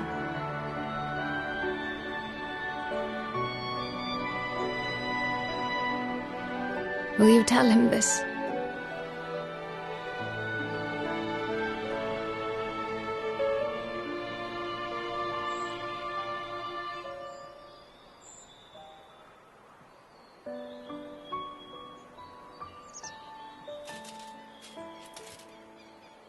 Thank you. Please look after him for us.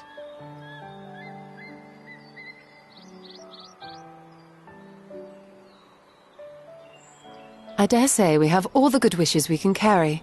Let us be on our way.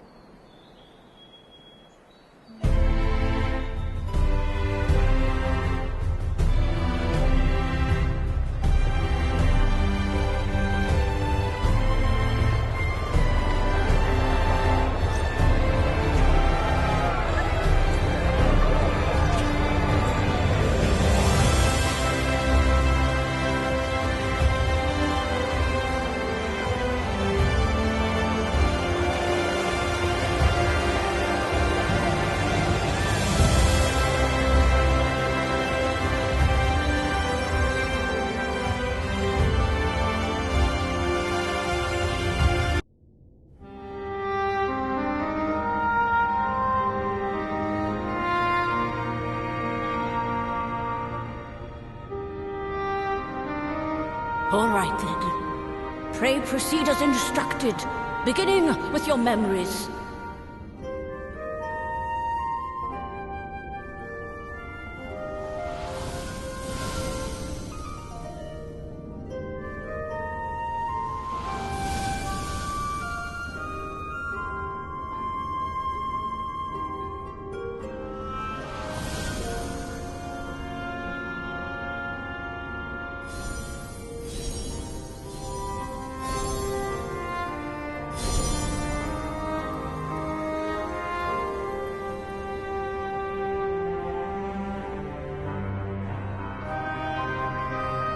first step is complete, and all appeareth to be in order. Well, that just leaves our souls, then.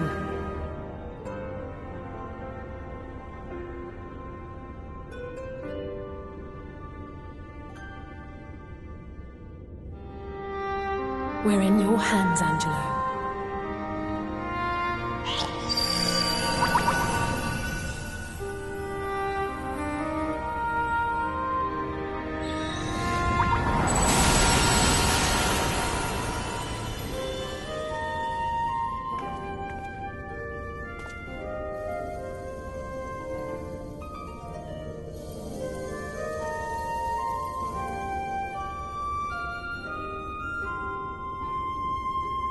It is done! The vessels have received of both their memories and their souls! I hereby entrust them to your care. They belong to you now. Just be sure to guard them well, yes?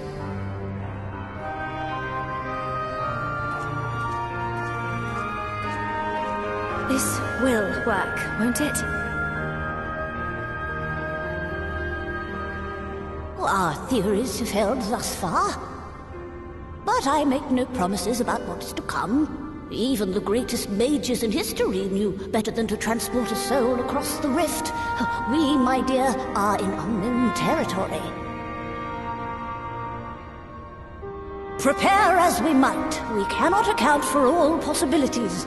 And it is in such circumstances that accidents are wont to occur. Yet miracles do happen, so let us pray and will our friends home. I won't stop praying until I know they're safe.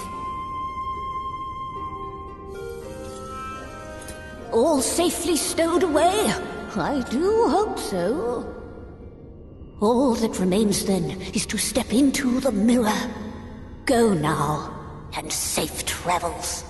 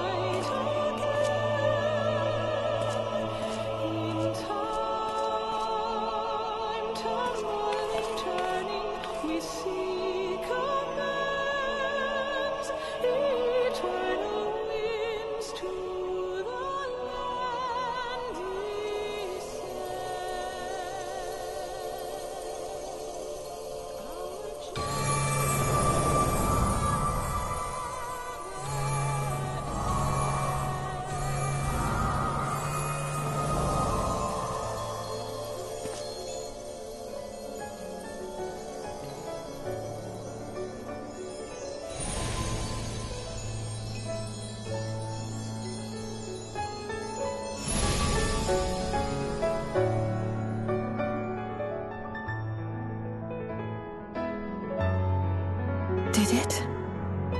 Are we?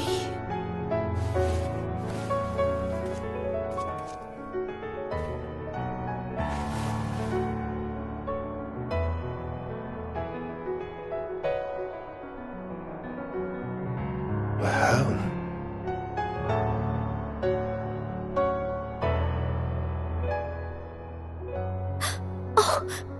Oh, you're back! You're back! You're all back!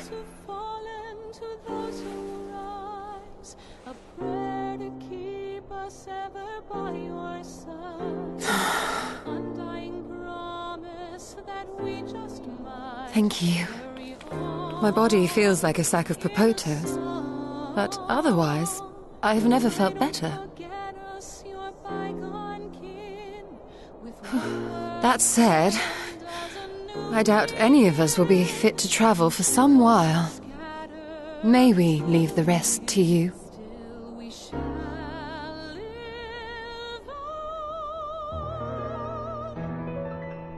The vessel beareth our comrade's blood. With it in thy possession, the way will surely open before thee.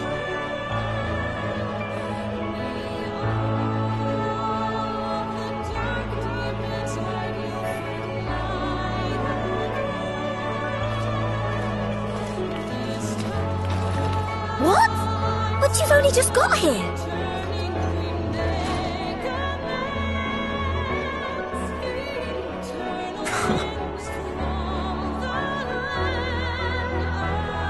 Tataru, might I trouble you to brew us all a pot of your special tea? Ah, and we may require an extra cup.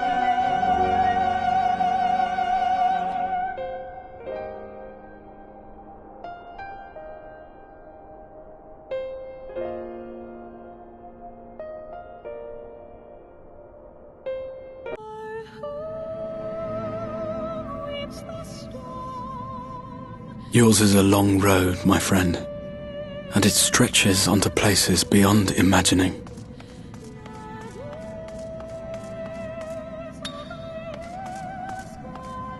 With your every step, these grand adventures shall grow more distant and faint.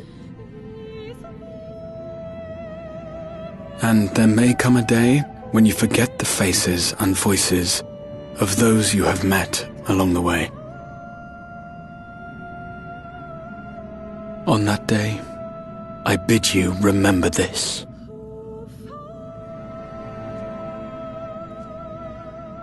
That no matter how far your journey may take you, you stand where you stand by virtue of the road you walked to get there.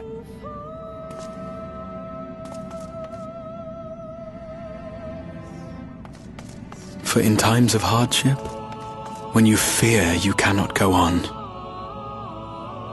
the joy you have known, the pain you have felt, the prayers you have whispered and answered, they shall ever be your strength and your comfort.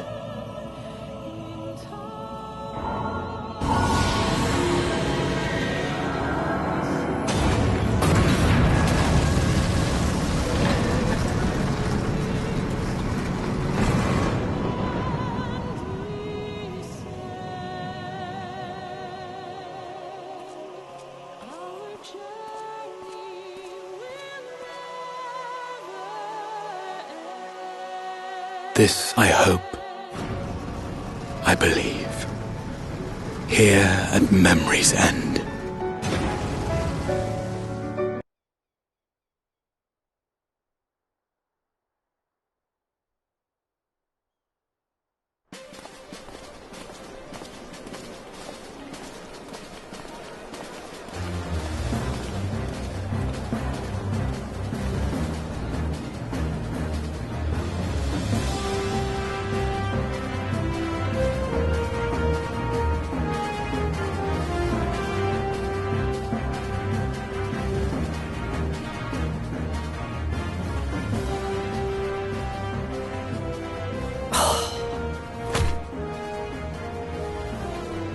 What is it, Eorzean?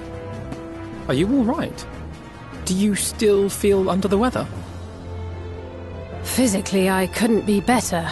Thanks to Kryle's ministrations, I'm already looking forward to our next fight.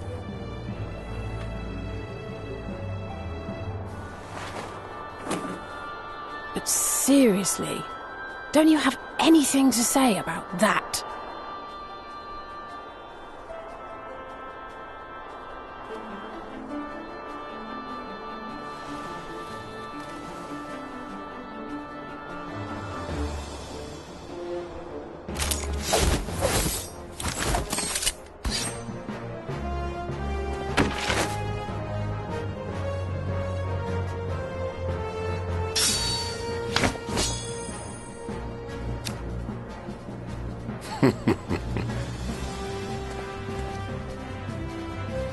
No less impressive than our garments. You've outdone yourself, Tataru. To give credit where it's due, I had help from a certain fiery pixie who visited me in my dreams. They gave me all the information I needed to get the details just right. For your weapons, though, I needed a lot more help. Thankfully, our favourite heads of state were happy to place their finest craftsmen at my exclusive disposal. Oh, and speaking of the Alliance leaders, they all expressed their unreserved elation at your safe return, and promise to come and see you in person as soon as they can. They really needn't have gone to such trouble. But we'll be keeping these gifts all the same. Do pass on our gratitude.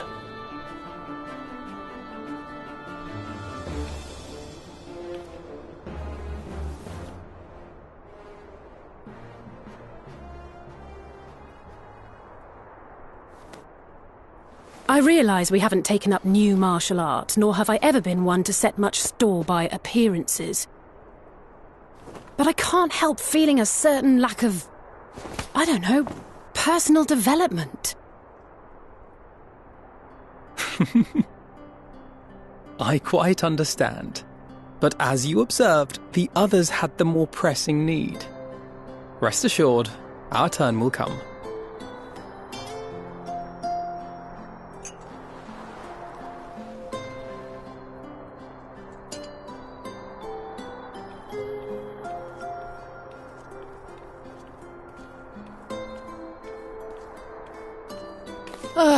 If I expend any more ether, I swear I will blink out of existence. I need a bite to eat.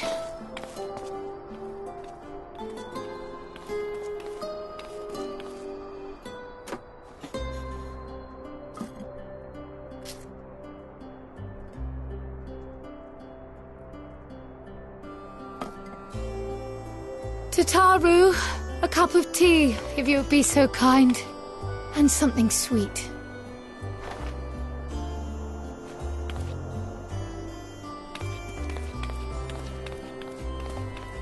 By Mistress Kryle's exhausted state, may I assume that the ward hath been restored? Indeed. We succeeded in weaving it anew, albeit at a slightly diminished potency than when I had Becklug's assistance. It is no cause for concern, though. The tower is not easily reached, never mind breached. And even should some few succeed, their presence won't escape my notice. Excellent. Said duty thus discharged, thou art free to go wheresoever thy fancy taketh thee. Upon which note, hast thou perchance come to a decision? The offer remaineth open. Well, if you're certain that's what you... I mean, if you think I...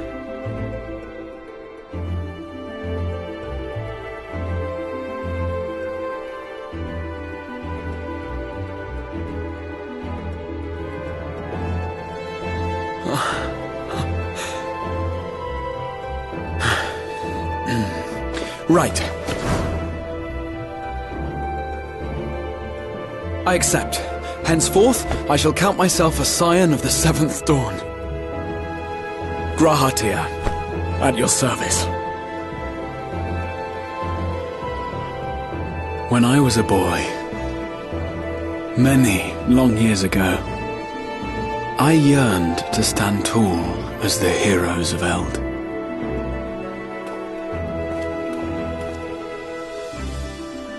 But, like a fool, seeking to pluck the stars from the heavens, my every attempt to reprise their deeds fell short.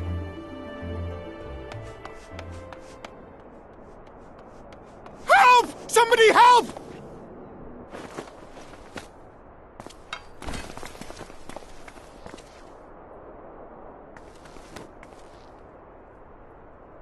Hippogriffs! Hippogriffs on the rampage! A giant flock of them! Please, we need help! I could do with a little rampage myself. What? Now wait, just a...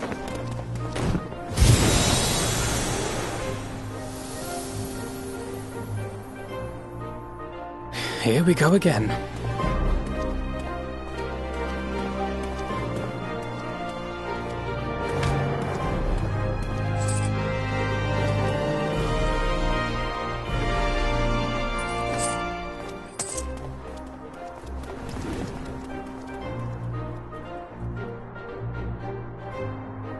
I will join the fray when I've finished my tea. Thus did the Avatar of Destruction descend, and in her wake leave naught but tears and ash.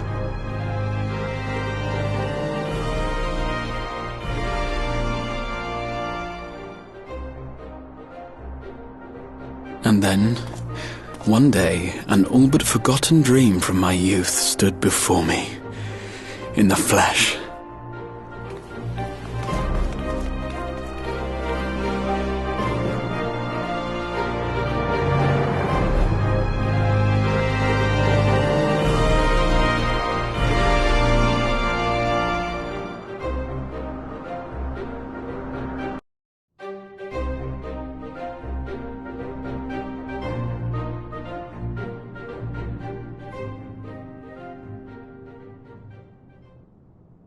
So it was that a new adventure began.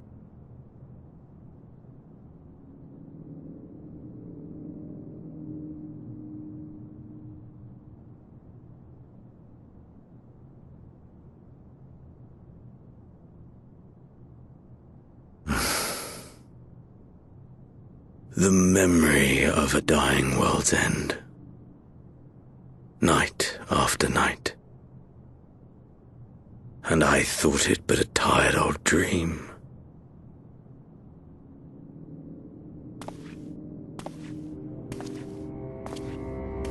I say, I knew that securing the palace would provide your radiance with depressingly little sport, but that you should fall asleep out of boredom. Splendid. Truly splendid. And my own preparations, you will be pleased to hear, proceed apace.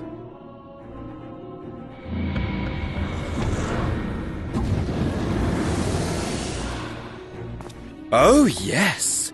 They proceed very well indeed. Frighteningly so. And we owe it not least of all to this singularly useful body I chanced to find. With the populares now all but destroyed, it will be the simplest of tasks to discredit their groundless assertions that I met with a grisly end.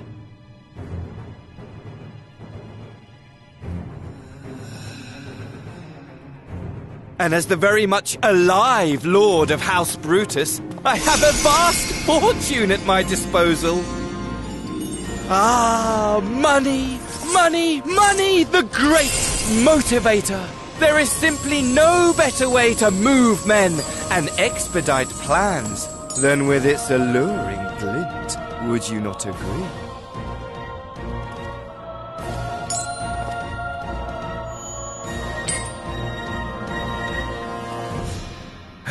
But wait, were we not acquainted, you and I?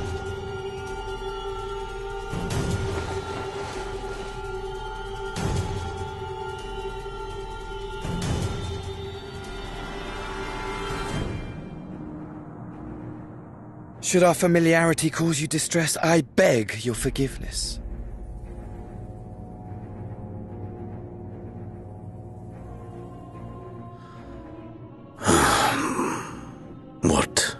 did you say your name was?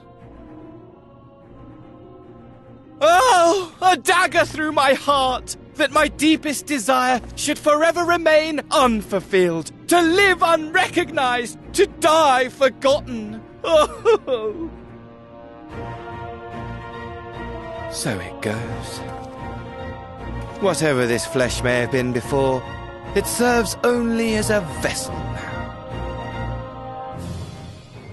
And I, faithful Fandaniel, labor only to advance my lord's ambitions.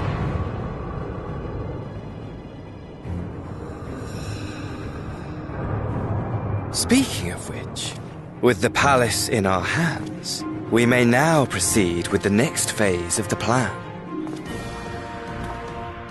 But how very odd. Despite all our havoc-wreaking, old Elidibus did not deign to appear. Dare I hope that the last of the Unsundered is gone?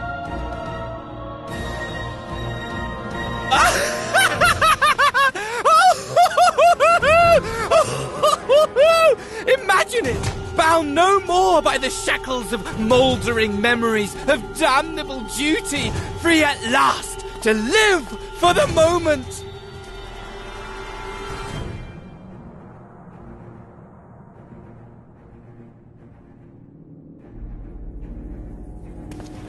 Your radiance, but give the word, and I shall go forth and prepare for you your hunting ground.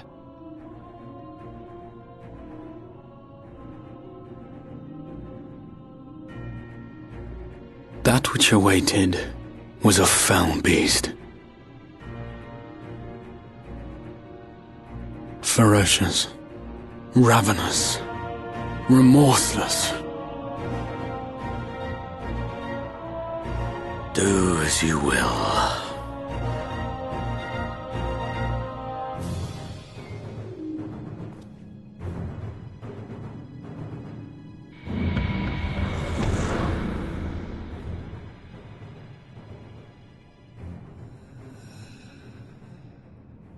It has been too long, my friend, and insufferably dull in your absence. When you return to me, you will share everything. Every blow will be a story unto itself. Every triumph, every kill. Rest assured, we shall have a fitting stage for our reunion.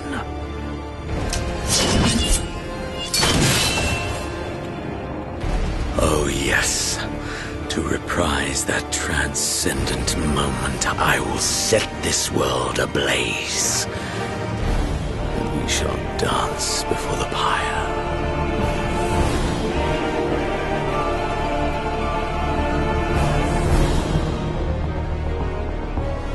The beast shall kindle the flames of the apocalypse.